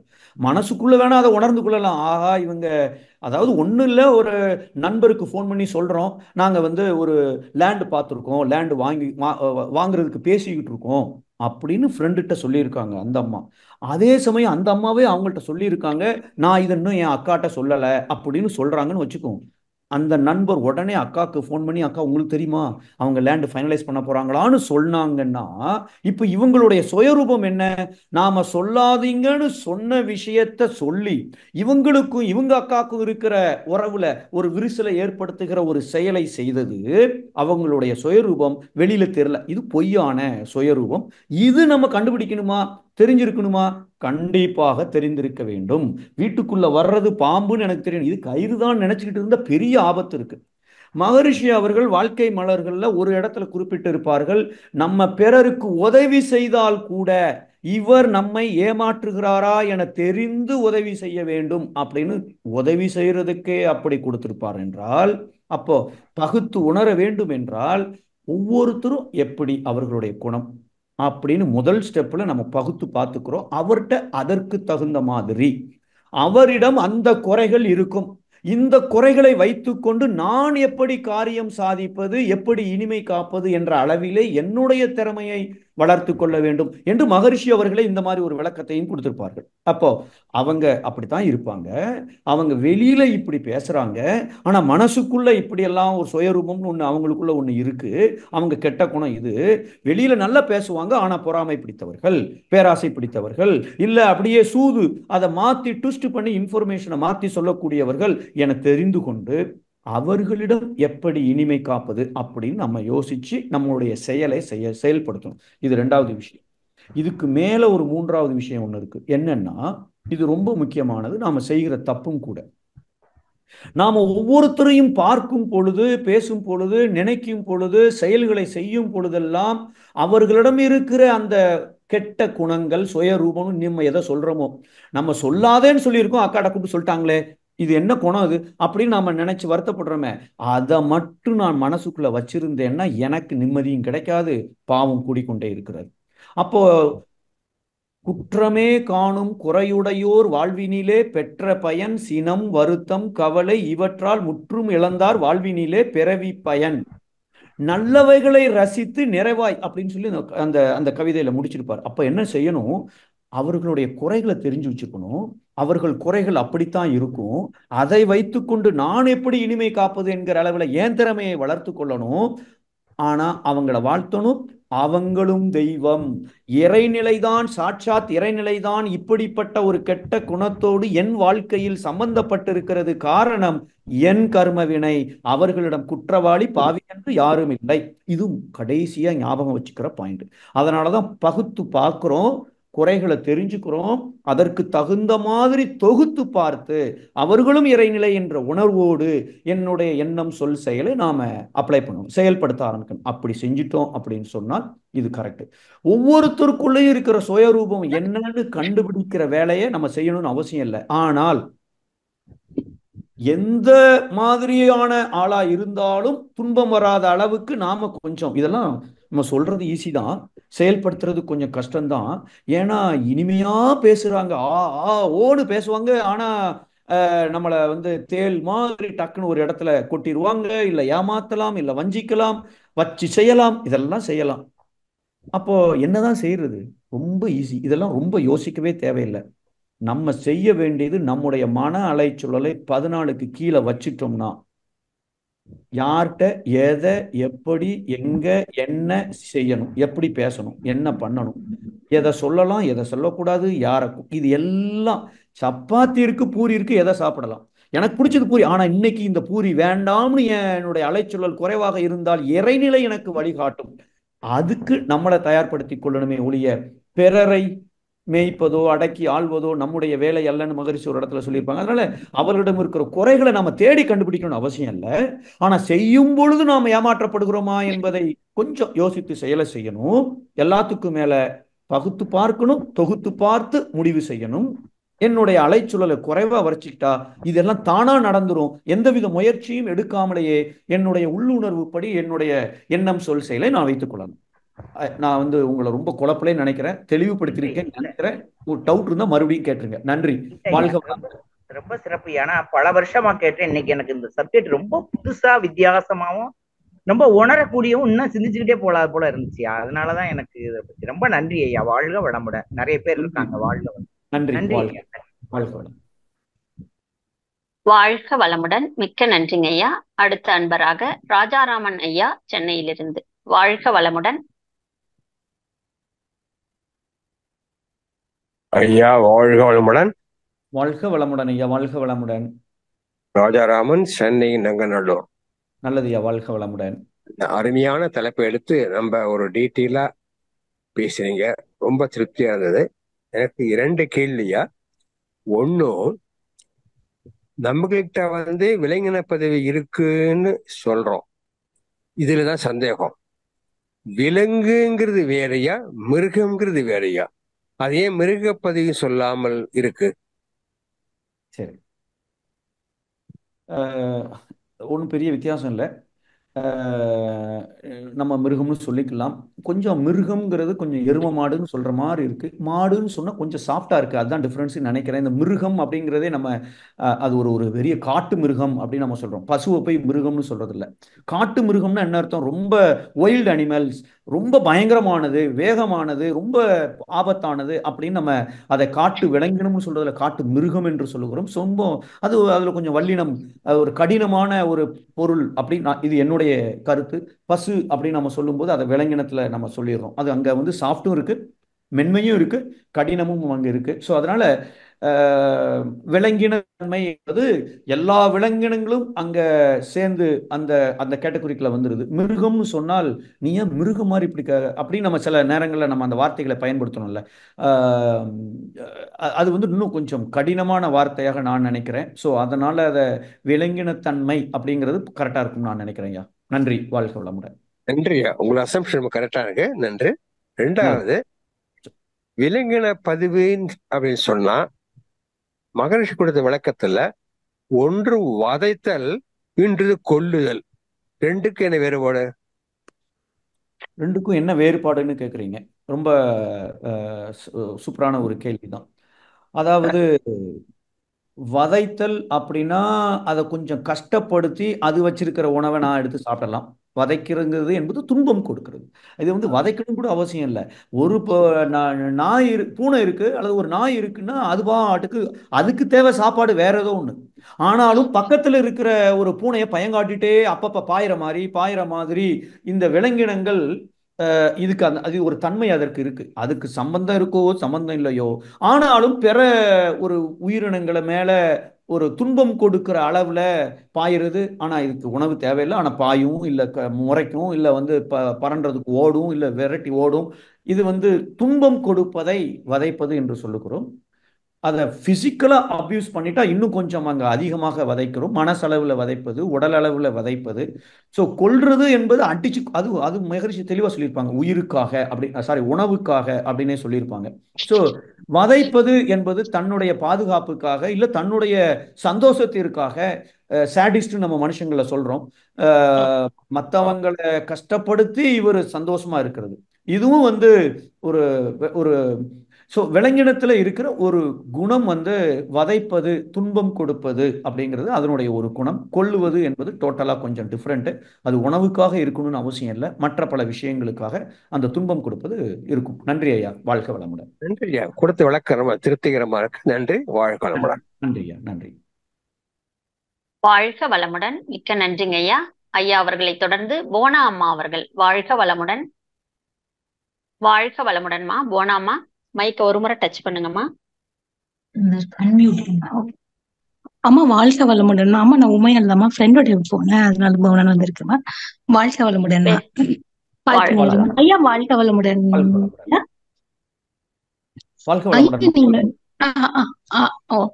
ஐயா. நீங்க சொன்னீங்களேங்க ஐயா, இப்ப வந்து காஃபி டம்ளர்ல இருக்க அந்த காஃபி வந்து நம்ம கை தட்டி கொட்டுது, இல்ல வேற வீட்டுல இருக்க யாரோ ஒருத்தவங்க கை தட்டி கொட்டுது. அது ரெண்டும் நமக்கு டிஃபரன்ஸா தெரியுது. அது தெரியாம இருக்கணும் அப்படின்னா நம்ம என்னங்க ஐயா பண்ணணும்? வாழ்க வளமுடன். அதாவது இது முதல்ல தெரியணும். ஆனா என்னுடைய எண்ணம் சொல் செயலை நான் பயன்படுத்தும் பொழுது அது தெரியாம இருக்கணும். அவங்க யாரு? ஒன்றானோம். எங்க மகரிஷி போடுறாங்க? பழுத்த நிலை வரும் வரை நீ நான் என்போம், அது வரணும். அதற்கப்புறம் ஒன்றானோம் அப்படின்னு சொல்லும் போதுதான் அங்க வந்து நாம இயற்கை என்னெல்லாம் நடத்தி கொண்டிருக்கிறதோ அதற்கு முரண்படாமல் என்னுடைய எண்ணம் சொல் செயலை அமைத்துக் கொள்வது. அங்கதான் ஒன்றானோம்னு வருது. அதுக்கு என்ன செய்யணும்? இறைநிலை தவம் செய்யணும், துரியாதீத தவம் செய்யணும், நான் யாரு அவங்க யாருங்கிற ஒரு கேள்வியை கேட்கணும். எல்லாம் இறைநிலை அப்படிங்கிற அந்த அந்த ஒரு உணர்வை கொண்டு வரக்கூடிய தவம் தான் இறைநிலை தவம். ஸோ எல்லாம் இறைநிலை தான். அந்த இறைநிலை தான் தன்மாற்றமாகி இறைத்துகளாகி விண்ணாகி பஞ்சபூதங்களாகி பிரபஞ்சமாகி உயிரினங்களாகி ஆறறிவு படைத்த மனிதன் நானாக அந்த பாதையை அடிக்கடி மனசுல சிந்தனை போட்டுட்டு யாரை பார்த்தாலும் சரி இது இறைநிலை தான். அதுக்குத்தான் நம்ம ஆட்கள், நம்ம முன்னோர்கள்லாம் சாமி பேரெல்லாம் வச்சாங்க நமக்கு. ஆனா அப்படி இருந்தாலும் லக்ஷ்மின்னு சொல்லி கூப்பிட்டு திட்டிடுறோம். அப்படிலாம் வச்ச திட்ட மாட்டாங்கன்னு அந்த தெய்வத்தை பல வடிவங்கள்ல பார்க்கறதுக்காகவே ஏற்படுத்தப்பட்ட சில பழக்கங்கள் இல்ல வழக்கங்கள், சம்பிரதாயங்கள். ஸோ என்ன செய்யணும்? இறைநிலை தவம், துரியாதீத தவம், நான் யாரு அவங்க யாருங்கிற ஒரு தற்சோதனை. எப்பெல்லாம் நான் நினைச்சது நடக்கலையோ, எதிர்பார்த்தது நடக்கலையோ, அப்பெல்லாம் இந்த ஒரு தற்சோதனையை கேட்டு ஒரு நிமிஷம் நம்ம மனசை விழிப்பு நிலையில கொண்டு வந்துட்டோம் சொன்னால் அப்ப தொகுத்து பார்த்து நான் என்ன செய்யணும் அப்படிங்கிற ஒரு தெளிவு அங்க வந்துடும். ஸோ அதைத்தான் செய்யணும். அதுதான் நமக்கு கொடுக்கப்பட்டிருக்கிற பயிற்சி. நன்றி, வாழ்க வளமுடன். மிக்க நன்றிங்க ஐயா, வாழ்க வளமுடன் ஐயா. அம்மா நன்றிங்க அம்மா, வாழ்க வளமுடன்மா. வாழ்க வளமுடன்மா. மிக்க நன்றிங்க ஐயா. அடுத்த அன்பராக கேரளாவில் இருந்து சங்கர் ஐயா அவர்கள். வாழ்க வளமுடன் சங்கர் ஐயா, வாழ்க வளமுடன். அடுத்த அன்பராக பாண்டிச்செல்வி அம்மா அவர்கள். வாழ்க வளமுடன்மா. வாழ்க வளமுடன் அம்மா. ஐயா வாழ்க வளமுடன் ஐயா. வாழ்க வளமுடன்மா. வாழ்க வளமுடன் ஐயா. இன்னைக்கு ரொம்ப நல்லா இருந்தது ஐயா செஷன். என்னோட டவுட் வந்து உங்களோட முன்னாடி இருந்த ஸ்பீச்ல இருந்து கேட்கலாமாங்க ஐயா? நான் உங்களோட நினைத்தது நிறைவேற வேண்டியதுக்கு என்ன செய்யணும் அப்படிங்கிற ஸ்பீச்ல இருந்துதாங்க என்னோட டவுட். நீங்க சொல்லியிருந்தீங்க நம்மளோட எண்ணமும் உணர்வுகளும் அதை நோக்கி இருக்கணும் அப்படின்னு சொல்லியிருந்தீங்க. நான் கரெக்டா தான் சொல்றேன்னு நினைக்கிறேன். சோ எண்ணம் எனக்கு புரியுது, உணர்வுகள்னு நீங்க எதை மீன் பண்றீங்க ஐயா? நம்ம ஹாப்பியா நம்ம கடமையை செய்யணும், என்ன மீன் பண்றீங்க ஐயா? அதாவது கொஞ்ச நேரத்துக்கு முன்னாடி அவங்க பத்மினி அம்மான்னு நினைக்கிறேன், நம்முடைய நடுமனம், அவங்க 3 மனசை பத்தி கேட்டிருந்தாங்க. அந்த நடுமனம் என்பது ரொம்ப, அதாவது சித்தம் எனும் பெரும் நிதியான்னு சொல்லியிருக்கிறார். இந்த நடுமனத்துல இருக்கக்கூடிய பதிவுகளின் தரத்திற்கு ஏற்ப என்னுடைய எண்ணம், என்னுடைய உணர்வுகள் ஏற்படுகிறது அப்படின்னு சொன்னால், நான் இப்போ ஒருத்தர் வெயிட் குறைக்கணும்னு நினைக்கிறார், இது எண்ணம். அப்போ இந்த என்னுடைய நோக்கம் வெயிட்டை குறைக்க வேண்டும் என்றால் என்னுடைய எண்ணம் அதற்கு முரண்பட்டுகிற அளவிலே நான் நினைக்கவே கூடாது. அப்பதான் நடுமனம் என்ன செய்யும், இவர் வெயிட்டை குறைக்கணும் அப்படிங்கிற நோக்கத்தை நிறைவேற்றுவதற்கு நடுமனம் முயற்சி செய்து நினைத்ததை நிறைவேற்றிவிடும். எப்ப என்னுடைய நோக்கம் வெயிட்டை குறைக்கணும், எக்காரணத்தை கொண்டு இந்த ஊர்ல இருந்தா வெயிட்டே குறையாதுன்னு நினைச்சிடக்கூடாது. நான் எதை சாப்பிட்டாலும் சரி வெயிட் கூடுதே ஒழிய குறைக்க மாட்டேங்க அப்படின்னு நான் நினைச்சிட்டேன் என்றாலேயே நடுமனம் கன்ஃபியூஸ் ஆயிரும், குழப்பமாயிரும். என்னன்னு, வீட்டுக்கு வந்த வேலைக்காரனை ஹாலை கிளீன் பண்ணுன்னு சொல்றோம், அப்புறம் கிச்சனை கிளீன் பண்ணுங்கிறோம், அவன் என்ன செய்வான், குழம்பி போயிடுவான். இதை பண்ணவா அதை பண்ணவா சார்னு கேட்பான். அதே போல நடுமனம் ஒரு தடவை வெயிட் குறையாதுன்னு சொல்றாரு, ஒரு தடவை வெயிட்டை குறைக்கணும்னு மெடிடேஷன் பண்ணணும்னா 10 தடவை சொல்றாரு. என்னதான் செய்யறது, அங்கதான் பெரிய சிக்கல் இருக்கு. ஸோ இப்போ நடுமனதுக்கு முதல்ல எண்ணம் இம்பார்ட்டன்ட், அதை நீங்களே சொல்லிட்டீங்க. அதே மாதிரி உணர்வுகளும் இம்பார்ட்டன்ட். உணர்வுகள் இம்பார்ட்டன்ட் அப்படின்னா என்ன அர்த்தம், ஐயோ இப்ப வீட்டுக்காரர் காஃபியை கேட்கிறாரே, நானே எப்படா ரெஸ்ட் எடுக்கலாம்னு நினைச்சேன்னு மனசுக்குள்ள சந்தோஷம் இல்லாம உணர்ந்து கொண்டு அந்த காஃபியை போடுகிறார்கள் என்றால், இப்போ வீட்டுக்காரருக்கும் எனக்கும் ஒரு எப்பொழுதும் இனிமையான உணர்வு இருக்கணும்னு அந்த அம்மாவோட ஒரு குறிக்கோள் வைத்துக்கொண்டு டீயை போடும் பொழுது இந்த உணர்வோடு போட்டால் சப்கான்சியஸ் மைண்ட், நடுமனம் என்ன நினைக்கும், அவர் எதை கேட்டாலும் இந்த அம்மா புலம்பிக்கிட்டே செய்த, அப்ப இவங்க 2 பேருக்கும் ஆகவே கூடாது, வேற எப்படியெல்லாம் இவர்களை கெடுத்துடணும், பிரிச்சிடணும், வெறுப்புணர்வை கூட்டணும்னு சப்கான்சியஸ் மைண்ட் யோசிச்சு இத மாதிரி யாரெல்லாம் பிரபஞ்சத்துல செஞ்சாங்களோ அவங்களோட ஐடியா வாங்கி ஈர்த்து கொண்டு வந்து அதை நிறைவேற்றி விடும். சோ அதனால எண்ணமும் ஒத்ததாக இருக்க வேண்டும், உணர்வும் ஒத்ததாக இருக்க வேண்டும். வெயிட்டை குறைக்கணும் அப்படின்னா குறையாதுன்னு நினைக்கவும் கூடாது. ஐயோ என்ன இவ்வளவு வெயிட்டை தூக்கிட்டு நடக்கிறதே கஷ்டமா இருக்குன்னு உணர்ந்து விட்டால் அங்கேயும் சிக்கல் இருக்கு. அப்ப நினைத்தது அங்க நிறைவேறாது. ஸோ இந்த ரெண்டும் சப்கான்சியஸ் மைண்ட்ல, இன்ஃபேக்ட் கொஞ்சம் நல்ல யோசித்து பார்த்தால் எண்ணத்தை விட உணர்வுகள் மிக வலிமையாக நடுமனதில் பதியப்படுகிறது. அப்ப நம்ம வாய் விட்டு நினைக்காட்டா கூட, பேசாட்டா கூட, மனசளவுல துன்ப உணர்வோடு நாம் என்னென்ன செயல்களை செய்கிறோம், முதல்ல அங்க மாற்றத்தை கொண்டு வந்து விட்டால் நினைப்பது நடப்பதற்கான வலிமை நம்முடைய நடுமனதிற்கு கிடைக்கிறது, தெளிவும் கிடைக்கிறது. ஸோ அதனால நினைச்சதை நிறைவேற்ற வேண்டும் என்றால் எண்ணமும் ஒத்ததாக இருக்க வேண்டும், உணர்வுகளும் குறிக்கோளுக்கு ஒத்ததாக இருக்க வேண்டும். அதுதான் நம்ம சொல்லியிருக்கோம். நன்றி, வாழ்க வளமுடன். ரொம்ப நன்றி ஐயா, ரொம்ப தெளிவா சொன்னீங்க. இன்னும் ஒரே ஒரு கேள்வி ஐயா, நீங்க அடிக்கடி மேற்கோள் காட்டுவீங்க, மனவளக்கலை பாகம் 1ல மகரிஷி சொல்லியிருப்பாங்க, ஏற்கனவே செய்ததன் விளைவாக துன்பம் வருது, ஆனா திரும்பியும் செயலை செஞ்சு துன்பத்தை அதிகமாக்கிக்கிறோம் அப்படின்னு. அப்ப அந்த இடத்துல நம்ம இப்ப நீங்க அந்த செய்யக்கூடாத செயல்கள கவலை, ஈவன் என்ன சொல்றது, நம்ம துன்பம், நம்மள ஹர்ட், மத்தவங்க இல்லாம நம்மள இது பண்ணிக்கிறதையும் தான் சேர்த்து சொல்றீங்க. சோ அப்ப நம்ம என்ன பண்ணணுங்க ஐயா, அந்த இடத்துல அக்செப்ட் பண்ணிக்கணுமா? லைக் செய்யக்கூடாதது என்னன்னு சொல்றீங்க, என்ன செய்யணுங்க ஐயா? சூப்பர். என்ன செய்யணும் அப்படிங்கிறது தான் நம்ம கடைசி அன்னைக்கு பார்த்தது. என்ன செய்யணும், பகுத்துணர்வு, தொகுத்துணர்வு, பண்பாட்டை. அப்படின்னா என்ன அர்த்தம், அவங்க பண்ணினது தப்பு, நான் கார்கியை எங்கேன்னு கேட்குறேன், ஏமா கார்கி இங்கே வச்சிருந்தேனே, கார்கியை பார்த்தியான்னு கேட்குறேன். உங்களுக்கு எது காணனாலும் என்கிட்ட தான் கேட்பீங்களா, நான் ஒரு கிறுக்கி வீட்டில் இருக்கேன் அப்படின்னு அவங்க அப்படியே அடிக்கிட்டு போறாங்கன்னு வச்சுக்கோங்க. அவங்க என்னத்தை அடுக்குனாலும் சரி, இந்த இடத்துல நான் என்ன செய்யணும், முதல்ல பகுத்து பார்த்துட்டோம். ஆகா கார்கியை நான் தான் வச்சிருக்கேன், நான் தான் எங்கேயோ வச்சிருக்கேன், இப்போ எங்கேன்னு தேடலை, ஒருவேளை அவங்க எடுத்தாங்களோங்கிறதுக்காக நம்ம கேட்டிருக்கோம், கேட்டதுல தப்பே இல்லை, அன்பா கேட்டிருக்கோம். ஆனா அவங்க இப்படி ரியாக்ட் பண்றாங்க, திட்டுறாங்க அப்படின்னு சொன்னால், இந்த இடத்துல திட்டுறது யாரு, வீட்டம்மா இல்ல, சாட்சாத் அவன்தான். ஏன் கர்ம வினைப்படி, ஏன் பாவப்பதிவை நீ போக்குவதற்காக, என்னை பலப்படுத்துவதற்காக, எதையும் தாங்கும் மனம் எனக்கு வேண்டும் என்பதற்காக அந்த அம்மா மூலமாக அறிவாக அங்கே ஏங்கி கொண்டிருக்கிறதுங்கிற அந்த தொகுத்து பார்த்துட்டோம்னா இறைநிலை தான் அப்படிங்கிற உணர்வு எனக்கு கொண்டு வரணும். அதுக்கு தான் நான் யாரு அவங்க யாரு. அப்ப இந்த கேள்வியை கேட்டுட்டோம்னா இப்போ நம்ம சொன்ன எதெல்லாம் செய்யக்கூடாதுன்னு அதெல்லாம் வரவே வராது. பழுத்த நிலை வரும் வரை நீ நான் என்போம். அவங்க தப்பு செய்யறாங்க, குறை இருக்குன்னு தோணும், ஒன்றானும் நீங்க செய்ய வேண்டியதெல்லாம் எல்லாம் இறைநிலை அந்த உணர்வை கொண்டு வர வேண்டும். அதை செஞ்சுட்டா போதும், நம்ம அதுல இருந்து தப்பிச்சிடலாம். நன்றி நன்றி. வாழ்க வளமுடன். வாழ்க வளமுடன் ஐயா. தேங்க்யூ. வாழ்க வளமுடன். மிக்க நன்றிங்க ஐயா. அடுத்த அன்பராக சங்கர் ஐயா கேரளாவிலிருந்து. வாழ்க வளமுடன் ஐயா. வாழ்க வளமுடன். வாழ்க வளமுடன் ஐயா. நல்லா இருக்கீங்களா? வாழ்க வளமுடன். நல்லா இருக்கேன், நல்லா இருக்கேன். நீங்க எப்படி இருக்கீங்க? நல்லா இருக்கேன். நல்லா நல்ல அருமையான சிந்தனைங்க. நல்ல ஒரு அதுல ஒரு பெரிய ஹைலைட்டான ஒரு விஷயம் என்னன்னா, நான் எனதுங்கிற ஒரு இது சொன்னீங்க. இந்த நான் எனதுங்கிற எண்ணமே உலக வாழ்க்கையில எப்போ வர தொடங்கணுமோ அப்ப இருந்து நான் எனதுங்கிற ஒரு சிந்தனை வந்துருச்சு.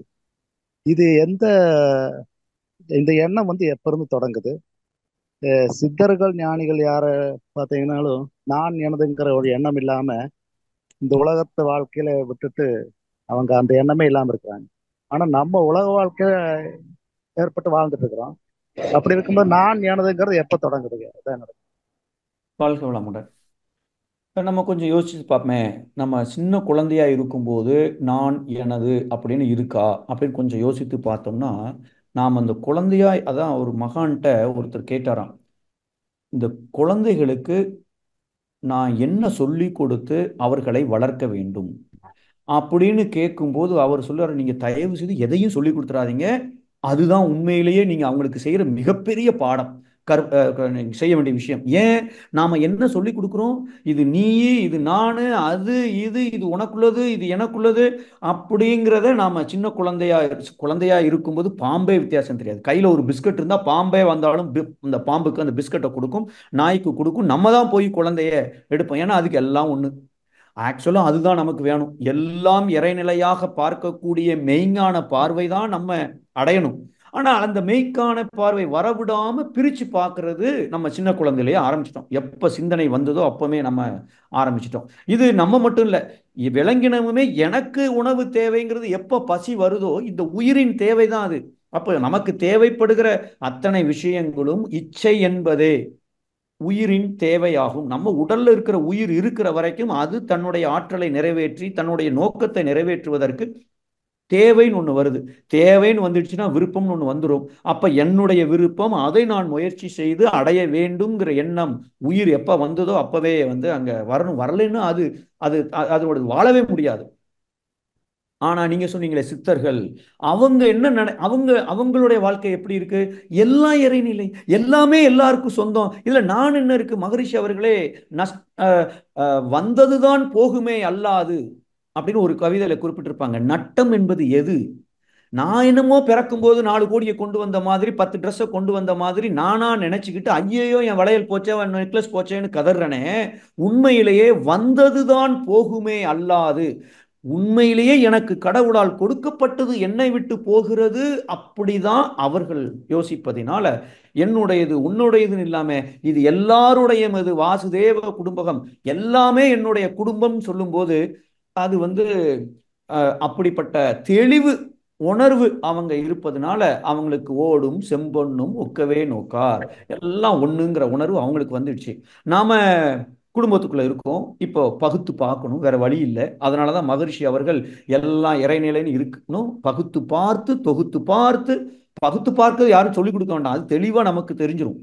அப்போ அந்த நான் எனது என்பதை வரவிடாமல் அதை நாம மாற்றுவதற்கு இறை மறதி, அந்த இறைவனை மறந்துட்டோம்னா நான் எனது அங்க வந்துடுச்சு. ஸோ இது ஆரம்பம் எங்க எப்ப உயிர் வந்ததோ அங்கேயே அது ஆரம்பமாகிவிட்டது. அப்படி ஆரம்பமானதுனாலதான் ரொம்ப பிறந்த ஒரு 10 நாள் குழந்தையே வாயிலிருந்து பால் பாட்டில் கொடுத்து ஈன்னு கத்துது. ஏன்? எனக்கு தேவையான உணவை நீ ஏன் எடுத்தேன்ட்டு.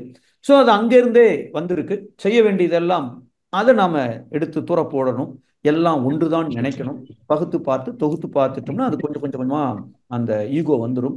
அந்த ஈகோ என்பதுதான் எனக்கும் இறைநிலைக்கும் இருக்கிற இடைவெளி. என்கிட்ட 2% இருக்குன்னா அந்த 2% இடைவெளி இருக்கு. 50% இருக்குன்னா எனக்கும் கடவுளுக்கும், அதாவது நான் தெய்வீகத்தன்மையோடு பிரகாசிப்பதை தடுப்பது எது என்றால் அந்த நான் எனது என்ற ஒரு தன் முனைப்பு அதை எடுத்துட்டோம்னா ஒன்றானோம். ஸோ அதுதான் நான் நினைக்கிறேன். நன்றி. வாழ்க வளமுடன். நன்றி. அருமையான வாழ்க வளமுடன். மிக்க நன்றிங்க ஐயா. ஐயா அவர்களை தொடர்ந்து நிவி பவியம்மா அவர்கள். வாழ்க வளமுடன். வாழ்க வளமுடன் அம்மா. வாய்ப்புக்கு நன்றி. வாழ்க வளமுடன். முத்து ஐயா வாழ்க வளமுடன். வாழ்க வளமுடன். எப்படி இருக்கீங்கம்மா? நல்லா இருக்கேங்க ஐயா. நீங்க எப்படி இருக்கீங்க ஐயா? சூப்பரா இருக்கும். எக்ஸலண்ட். வாழ்க வளமுடன் ஐயா. மிகவும் அருமையான சிந்தனை, எல்லாருக்கும் பயனுள்ளதாக இருந்தது ஐயா. வாழ்க வளமுடன். ஈஸியாகவும் இருந்தது. வாழ்க வளமுடன். உங்களுடைய தொண்டு மேல்மேலும் சிறக்க வாழ்க வளமுடன். அருட்பேராற்றல் கருணையினால் உடல் நலம், நீலாயுள், நிறை செல்வம், உயர் புகழ், மெய்ஞானம் ஓங்கி வாழ்க வளமுடன். வாழ்க வளமுடன். வாழ்க வளமுடன். அனைத்து துறைகளிலும் வெற்றி, மகிழ்ச்சி, மனநிறைவு. வாழ்க வளமுடன். வாழ்க வளமுடன். வாழ்க வளமுடன். வாய்ப்புக்கு நன்றி அம்மா. வாழ்க வளமுடன் ஐயா. வாழ்க வளமுடன் ஐயா. நன்றி நன்றி நன்றி நன்றி. வாழ்க வளமுடன். வாழ்க வளமுடன்மா. வாழ்க வளமுடன். அம்மா அவர்களை தொடர்ந்து சுந்தரமூர்த்தி ஐயா அவர்கள் கோயம்புத்தூரிலிருந்து. வாழ்க வளமுடன் ஐயா. அம்மா வணக்கம். வாழ்க வளமுடன். பேரரசு ஐயா வாழ்க வளமுடன். வாழ்க வளமுடன் ஐயா. வாழ்க வளமுடன். மிக சிறப்பான உரை ஐயா. உங்களோட உரை அனைத்துமே அனைத்து அன்பர்களுக்கும் மிக சிறப்பாகவும் எல்லாம் கடைசி கேள்வி பதில் நிகழ்ச்சி வரைக்குமே ரொம்ப உங்களுடைய உரை மற்றும் கேள்விகளுக்கான பதிலே பெரிய உரையாக மிக சிறப்பா இருந்தது ஐயா. என்னுடைய சின்ன கேள்வி இப்ப நம்ம மனவளக்கலைக்கு வந்த பிறகு ஒரு கருணையுமா ஒரு இறக்க குணம் இருக்கு. நம்ம மனவளக்கலை அன்பர்கள் ஒரு மன்றத்துக்கு போறோம், எல்லாம் பாக்குறோம். மற்ற வெளியில குடும்பத்திலேயோ இல்ல மற்ற எல்லாருமே மனவளக்கலை அன்பர்களாக இல்லை. எல்லாருமே நம்ம சந்திக்கிறோம். இப்போ இதுல ஒரு இறக்க குணம் அல்லது ஒரு ஒரு கருணை, மகரிஷனுடைய கருத்துகள், இந்த மாதிரி பேராசிரியர் கருத்துக்களை கேட்டு நமக்கு ஒரு இறக்க குணம் இதெல்லாம் சுபாவம் நமக்கு வந்திருக்கு. அந்த குடும்பத்துல இருக்கிறவங்களே என்ன சொல்றாங்க, நீங்க என்ன எல்லாத்தையுமே அப்படியே நம்பிடுறீங்க, கொஞ்சம் சந்தேக கண்ணோட பார்க்க வேண்டாமா, நல்லது எது கெட்டது எதுன்னு தெரியாம அப்படியே அப்படின்னும் போது நம்ம ஒரு ஏமாளி மாதிரி ஒரு நினைச்சிடுறாங்களோ அப்படின்ற ஒரு அது எப்படி நம்ம தவிர்த்து நீங்க தொகுத்துணர்வுன்றதும் மகரிஷி சொல்லியிருக்காரு. பட் இந்த நம்ம தவம் செய்யறோம், மற்ற இதெல்லாம் பார்க்கும்போது கொஞ்சம் இறக்க சுபாவத்தோட ஒரு இருக்கிறோம். அது எப்படி அதை நம்ம மேம்படுத்தி சமநிலையோடு இருப்பது, அதை பத்தி சொல்லுங்க ஐயா. வாழ்க வளமுடன். நல்ல கேள்வி. பிராக்டிக்கலான கேள்வி தான். கண்டிப்பா அவசியம். தினசரி வாழ்க்கையில நம்ம மனவளக்கலையில உள்ள வந்தோன்னா வரக்கூடிய ஒரு விஷயங்கள் தான் அது. இது மகரிஷி அவர்கள் இருக்கும் பொழுது நான் ஒரு கேள்வி அவர்கிட்ட பாலச்சந்தர் சார்கிட்ட கேட்டு அவர் கேட்டு எனக்கு பதில் சொல்றதுக்காக ஒரு கேள்வி அவர்கிட்ட கேட்டிருந்தேன். ஆல்மோஸ்ட் கிட்டத்தட்ட உங்களே மாதிரியான அதே மாதிரியான கேள்வி. எங்கள் ஊர்லேயும் கூட, இங்கே நான் இருக்கிற கத்தாரில் கூட, நம்ம ஊர் மட்டும் இல்லை இங்கேயும் கூட ஒரு மாலில் நம்ம காரை நிப்பாட்டிட்டோம் அப்படின்னா மாலுக்கு போயிட்டு கார் எடுக்கிறதுக்குள்ளே புகுந்து உட்கார்ந்தோம்னா ஒருத்தர் வருவார். அங்கங்கே சில பேர் இருக்காங்க, ரொம்ப இல்லாட்டாலும் அங்கங்கே சில பேர் இருப்பாங்க.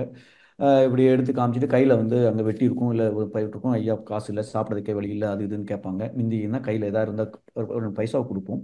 ஆனால் நீங்கள் மனவளக்கலையில் கொஞ்சம் எல்லாம் இறைநிலை அது இதுன்னெலாம் நம்ம படித்து ப்ராக்டிஸ் பண்ண கொஞ்சம் அப்படியே கண்ணில் நீர் ததும்பும். இது எனக்கு உள்ள ஒரு கேள்வி, என்னுடைய மனம் ரொம்ப வீக் ஆகிட்டு இருக்கா, அதாவது வலிமை இழந்து கொண்டு இருக்கிறதா, இப்படி டக்கு டக்குன்னு நமக்கு கண்ணீர் அப்போ நான் வாழ்க்கையில் நான் எங்கே கூடி தைரியத்தோடு எந்த செயலை நான் செய்வது சிக்கலாயிருச்சே அப்படின்னு சொல்லி கேட்கும்போது மகரிஷி அந்த பதில் என்ன பதில் அப்படின்னு சொன்னால், மகரிஷி அவர்கள் சுனாமி வந்திருக்கும் பொழுது அதை டிவியில் பார்க்கும்போது கண்களில் கண்ணீர் வந்துவிட்டு. ஸோ நம்மளாம் மிஷின் இல்லை, இறக்க குணம் வரணும், எல்லாம் வரணும், அதெல்லாம் கரெக்டு. ஆனால் அவங்க வீட்டம்மா சொல்கிறது ரொம்ப ரொம்ப கரெக்டு.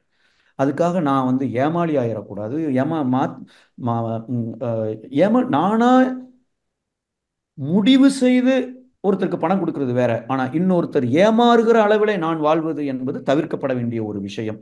அதனாலதான் மகரிஷி அவர்கள் வாழ்க்கை மலர்கள்ல ஒரு இடத்துல யார் உதவி கேட்டா கூட இவனுக்கு நாம செய்கிற உதவியின் மூலமாக இவன் நம்மளை ஏமாத்துறானா, இது உண்மைதானா, உண்மையிலேயே இது நன்மைதான் தரக்கூடியதா அப்படின்னு யோசித்து பார்த்து ஆய்ந்து அதை செய்யணும் அப்படின்னு போட்டிருக்காருன்னு அங்க அதுல வாழ்க்கை மலர்ல குறிப்பிட்டிருப்பார்கள். அப்போ கண்டிப்பாக நாம இறக்க குணம் இருக்கு அப்படிங்கிறதுக்காக ஏமாந்து விடக்கூடாது என்பதில் கொஞ்சம் கவனமாக இருக்கிறது கண்டிப்பாக இருந்து தானே ஆகணும். நான் தனியாக வாழ்ந்து ஏமாந்தா கூட பிரச்சனை இல்லை. இப்போ நம்மளை நம்பி வாழ்க்கை துணைன்னு ஒன்று இருக்குது, குழந்தைகள்னு ஒன்று இருக்குது, அவர்களை வளர்த்து அவர்களை மேம்படுத்த வேண்டிய பொறுப்பும் கடமையும் எனக்கு இருக்குது. அப்படி இருக்கும் பொழுது நான் ஏன் ஏமாறணும்?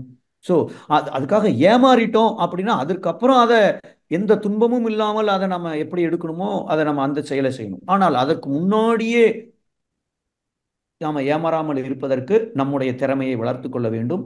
இந்த இடத்துல இறக்க குணத்தை நாம் கண்ணில் கொண்டு வந்து எல்லாரையும் நம்பி நான் ஏமாறுவது என்பது புத்திசாலித்தனமான ஒரு ஒரு செயலாக இருக்காது. ஸோ கண்டிப்பாக நம்ம யோசிச்சு தான் செய்யணும்.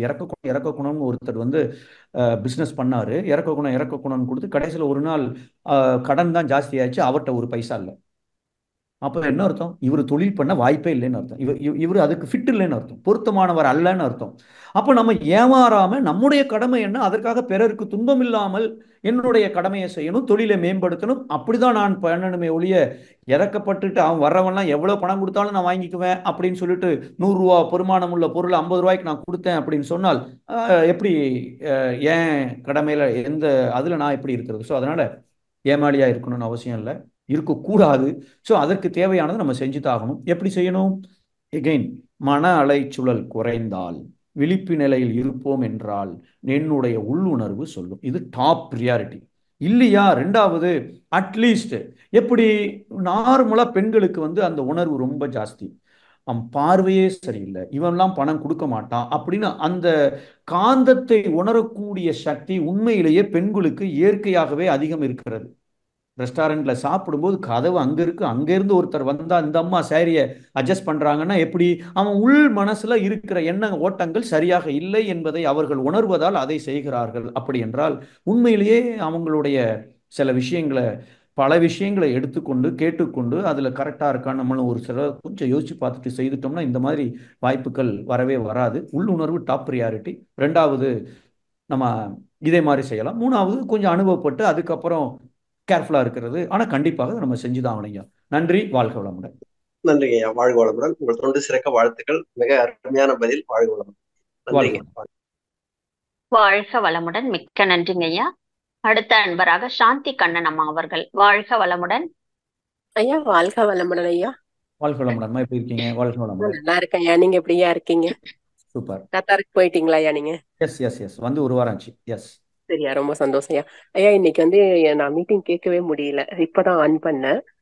ஏன்னா எனக்கு வந்து கொஞ்சம் பல் வலி வந்துருச்சுயா, அதனால ஹாஸ்பிட்டல் போயிட்டேன்.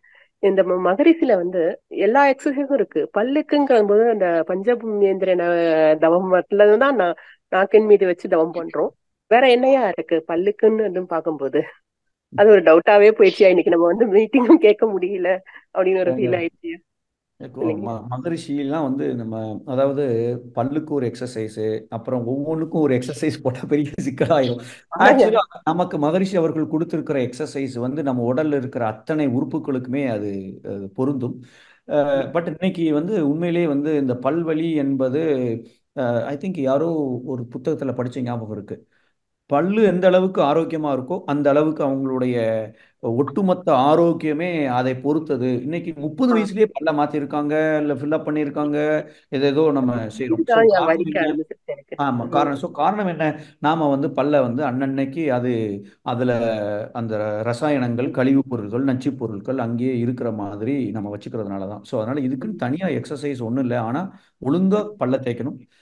உங்களுக்கு அங்கே வலியெல்லாம் இருக்கு அப்படின்னு சொன்னால் நீங்க ஆயில் புல்லிங் பண்ணலாம். நல்லெண்ணெயை வச்சு வாயில கொப்பளிக்கிறத செய்யலாம். அப்பப்போ கிராம்பு அதை கொஞ்சம் நீங்க பல்வலிக்கு அதை பயன்படுத்தலாம். நல்லா கடிச்சு, இந்த கரும்புலாம் பொங்கலுக்கு ஒரு தடவை வருது, அதற்கு நல்லா கடிச்சு சாப்பிடணும். அப்போ செய்யும் பொழுது பல்லு இன்னும் கொஞ்சம் ஸ்ட்ராங் ஆகும். அதை நம்ம ரொம்ப எல்லாத்தையும் கரும்பையும் சாரா எடுத்து குடிச்சு முறுக்கையே வந்து மிக்சியில போட்டு, ஏன்னா பல்லு அந்த அளவுக்கு ஸ்ட்ராங்கா இல்லை, எங்க பல்லு உடச்சி வெளியில் வந்துருவோம், முறுக்கை மிக்சியில போட்டு பொடியாக்கி ஸோ இதெல்லாம் வந்து நம்ம பல்ல வலிமையாக வைத்துக் கொள்வதற்கு செய்யக்கூடாத செயல்கள். ஸோ பயிற்சின்னு தெரிஞ்சு எல்லா பயிற்சிகளையுமே எல்லா உறுப்புகளுக்கும் நமக்கு மகரிஷி கொடுத்திருக்கிறார்கள். ஸோ நாளைக்கு வந்துருங்க மீட்டிங் வந்து கைகால வந்துடும் இல்லையா? நாளைக்கு வந்துடும் இல்லையா? கண்டிப்பா வந்துடும். கண்டிப்பா ஆலியர்ல அப்லோட் பண்ணிடுவாங்க. நன்றி, ரொம்ப நன்றி. நன்றி, வாழ்க வளமுடன். நன்றி அம்மா. வளமுடன். வாழ்க வளமுடன். அடுத்த அன்பராக குருவம்மாள் அம்மா அவர்கள். வாழ்க வளமுடன்மா. வாழ்க வளமுடன். குருவம்மாள் அம்மா, வாழ்க வளமுடன். வாழ்க வளமுடன். வாய்ப்புக்கு நன்றிமா ஐயா. முத்தையா ரொம்ப சிறப்புங்க ஐயா. நம்ம கடல்ல மூழ்கி முத்தெடுத்த மாதிரி உங்களுடைய உரை ரொம்ப சிறப்பு. எப்பயுமே ஐயா என்னோட கேள்வி என்னன்னா, இப்ப நிறைய பேருங்க ஐயா, இப்ப நீங்க ஏமாறாம இருக்கணும்ன்ற, இப்ப நிறைய பேர் வந்து இந்த சீட்டு உங்களுக்கு 2 மாசம் கட்டுங்க, 10 மாசம் கட்டுங்க, உங்களுக்கு 1000 தரோம், 2000 தரோம், 10,000 தரோம், அப்படி எல்லாம் நிறைய அட்வர்டைஸ்மெண்ட் வருது. மக்களும் அதை நம்பி போடுறாங்க ஐயா. சில பேருக்கு கிடைக்குது, அப்புறம் பல பேருக்கு கிடைக்காம போகுது. அவங்க கட்டுற பணம் கூட கிடைக்கல. இதனுடைய இது பாரம்பரியம் என்னங்க ஐயா? அவங்க வந்து யாரையும் ஏமாத்துனுடைய விளைவா, இல்ல இவங்க உண்மையிலேயே கடவுள் இவங்களுக்கு ஏமாறணும் இருக்கா? விளக்கம் இல்லையே. வாழ்க வளமுடன். அதாவது சில நேரங்கள்ல மன்றத்துல இருக்கிற சில பேரே வந்து ஒரு சில கருத்துக்கள் சொல்லும் பொழுது நான் கொஞ்சம் ஆக்சுவலாக உண்மையிலே யோசிச்சு பார்த்தா எனக்குள்ள ஒரு சின்ன கோபம் வரும், வருத்தம் வரும். என்னன்னா, ஏன் இப்படி இருக்காங்க, ஏன் இப்படி சொல்றாங்க, தப்பாச்சே அப்படின்னு தோணும். என்னன்னா, இப்போ ஒருத்தர் வந்து சீட்டு கம்பெனியில் போட்டு ஒரு 50,000 ரூபா போயிட்டு அப்படின்னு சொன்னால், நம்ம கர்மா சார் என்ன பண்ணுறது, 50,000 ரூபா போயிடுச்சு, என்னுடைய கர்ம வினை இப்போ கழிஞ்சு போச்சு அப்படின்னு அவர்கள் வந்து அதை ஏண்டா அப்படி சொன்னாங்கன்னா எனக்கு மண்ணாங்கட்டின்னு அப்படின்னு சொல்ல தோணும். முடிவு பண்ணினது யாரு? தவறு இழைத்து விட்டு பின் பரமனை வேண்டுவதால் இல்லை. குறை சொன்னாலும் அது எப்படி சரியா இருக்கும்?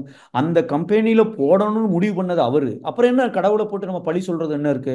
பாம்பு வந்திருக்கு, நான் எந்திரிச்சு ஓடணுமா? கடவுள் பாம்பை கொடுத்திருக்காரு, அவர் தான் பாம்பு தான் கடிச்சிட்டு அப்படின்னு சொல்றது எப்படி தப்போ, அதே போல என்னுடைய வாழ்க்கையை ஆறறிவு படைத்த மனிதனுக்கு மட்டுமே எது நல்லது, எது கெட்டது, எது நன்மை தரும், எது தீமை தரும், எது எனக்கு ஏமாற்றத்தை தரும் என்பதை சிந்தித்து செயல்படுகிற அளவுல நமக்கு கொடுத்திருக்கிறதுனால நம்ம தான் என்ன பண்ணணும்னா, இதுல இவ்வளவு கொடுத்தா இவ்வளவு தருங்கிறாங்களே, எப்படி கொடுப்போம்? கொஞ்சம் யோசித்து பார்ப்போமே. சில பேர், நிறைய பேர் இந்த மாதிரி அட்வர்டைஸ்மெண்ட் நீங்க சொல்ற மாதிரி நிறைய வருது. நீங்க 4 மாசம் 10,000 போட்டு அப்புறம் 50,000 தர்றேன்னா 3 மாசத்துக்கு ஒழுங்கா நல்லா போய்கிட்டு இருக்கும், அப்புறம் ஒரு நாள் எல்லாமே இது மாதிரி பேப்பர்ல அடிக்கடி இந்த செய்திகள் வருது. எனக்கு அடிப்படையா ஒரு கேள்வி வரும், எப்படி இதை நம்புகிறார்கள், எப்படி இதில் பணத்தை கொடுக்கிறார்கள்? அந்த அளவுக்கு அவர்களுடைய அறிவு வளரலையா, இல்ல பேராசையின் காரணமாக செய்கிறார்களா? ஏதோ எங்கேயோ ஒரு தவறு இருக்கிறது. ஸோ அதனால இதுக்கு நாம் விதியையும் குறை சொல்லக்கூடாது, நடக்கிற அந்த தப்பு செய்கிறவர்களையும் குறை சொல்ல முடியாது. தப்பு நம்மேது தான் இருக்கிறது.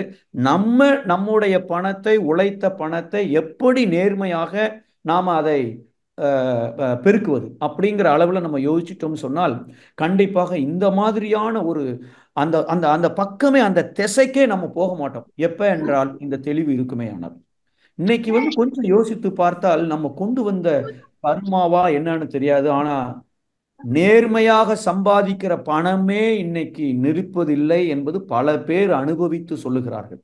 அப்போ என்ன அர்த்தம்? கொஞ்சம் நம்ம யோசித்து பார்த்தா கண்டிப்பாக இதெல்லாம் கொஞ்சம் தவிர்க்கணும். பேங்க்ல தர்றதை விட கொஞ்சம் அதிகமாக தர்றானாலும் கொஞ்சம் வாய்ப்பு இருக்கு. ரொம்ப அதிகமாக தர்றானா கண்டிப்பாக அங்கே ஏதோ ஒரு சிக்கல் இருக்கு. இதை நாம தான் யோசிக்கணும். அதற்கு தகுந்த நிபுணர்கள்ட்ட நம்ம அவர்களுடைய ஆலோசனைகளை கேட்டு, நானா முடிவு எடுக்காம அந்த எக்ஸ்பர்ட் நிபுணர் ஒரு 4 பேர்கிட்ட ஐடியா கேட்டு அப்புறம் முடிவு செய்து அந்த பணத்தை நாம சேமிப்பது தான் சரியா இருக்கும்னு நினைக்கிறோமா.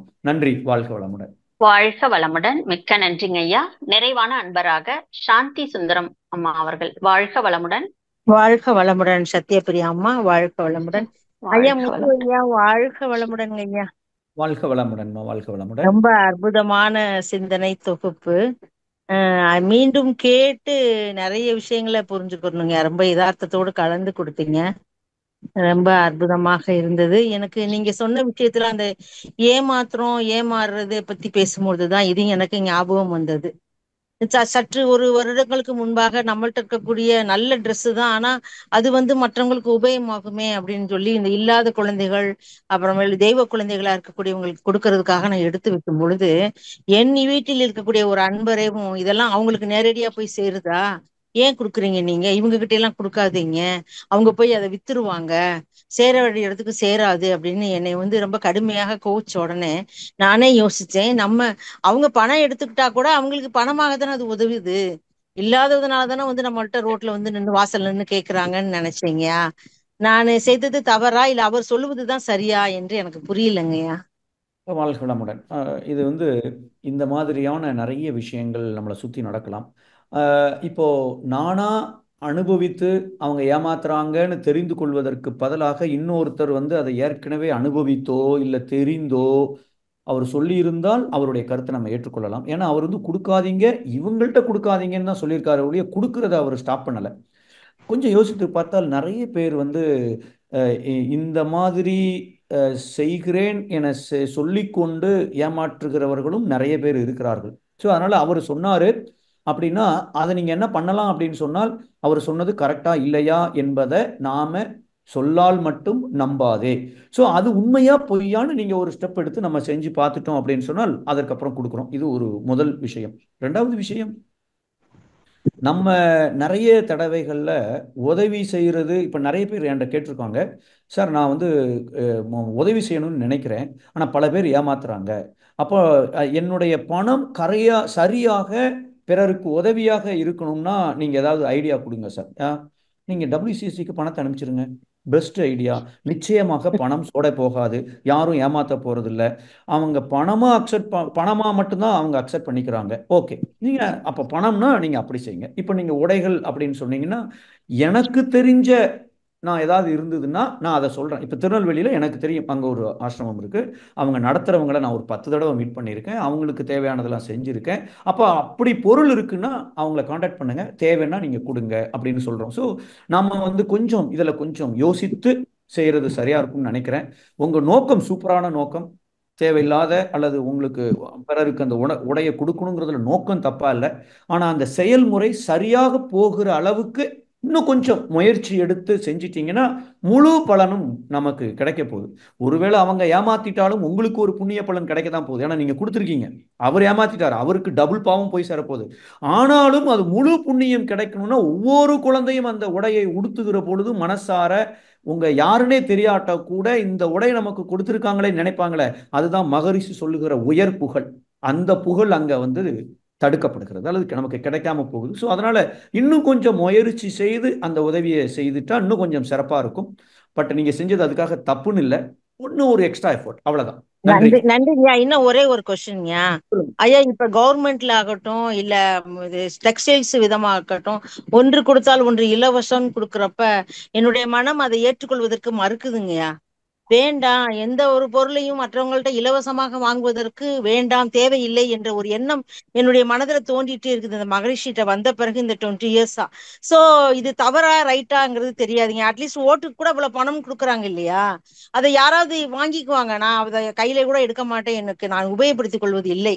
என்னுடைய எண்ணம் சரியா தவறா, அது மட்டும் உங்ககிட்ட கேக்குறீங்க. 100% கரெக்ட். இதே மாதிரி ஒவ்வொருவரும் நினைக்க ஆரம்பித்து விட்டால் இலவசங்கள் நின்றுவிடும். இலவசங்கள் நின்று விட்டால் பணம் சரியான வழியில் அரசாங்கத்தால் செலவிடப்படும். கண்டிப்பாங்க.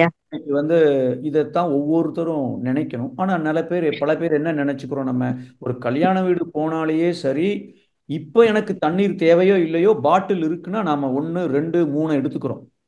அப்போ யோசித்து பார்த்தோமையானால், ஏன் என்கிட்ட பணம் இல்லையா, நான் பணம் சம்பாதிச்சு எனக்கு தேவையான தண்ணீரை நான் எடுக்கக்கூடாதா? அவங்க சாப்பிட்ற டயத்தில் அவங்க கொடுக்குறாங்க, நான் குடிக்கிறேன். நாங்கள் அப்படிதான் யோசிக்கிறோம்.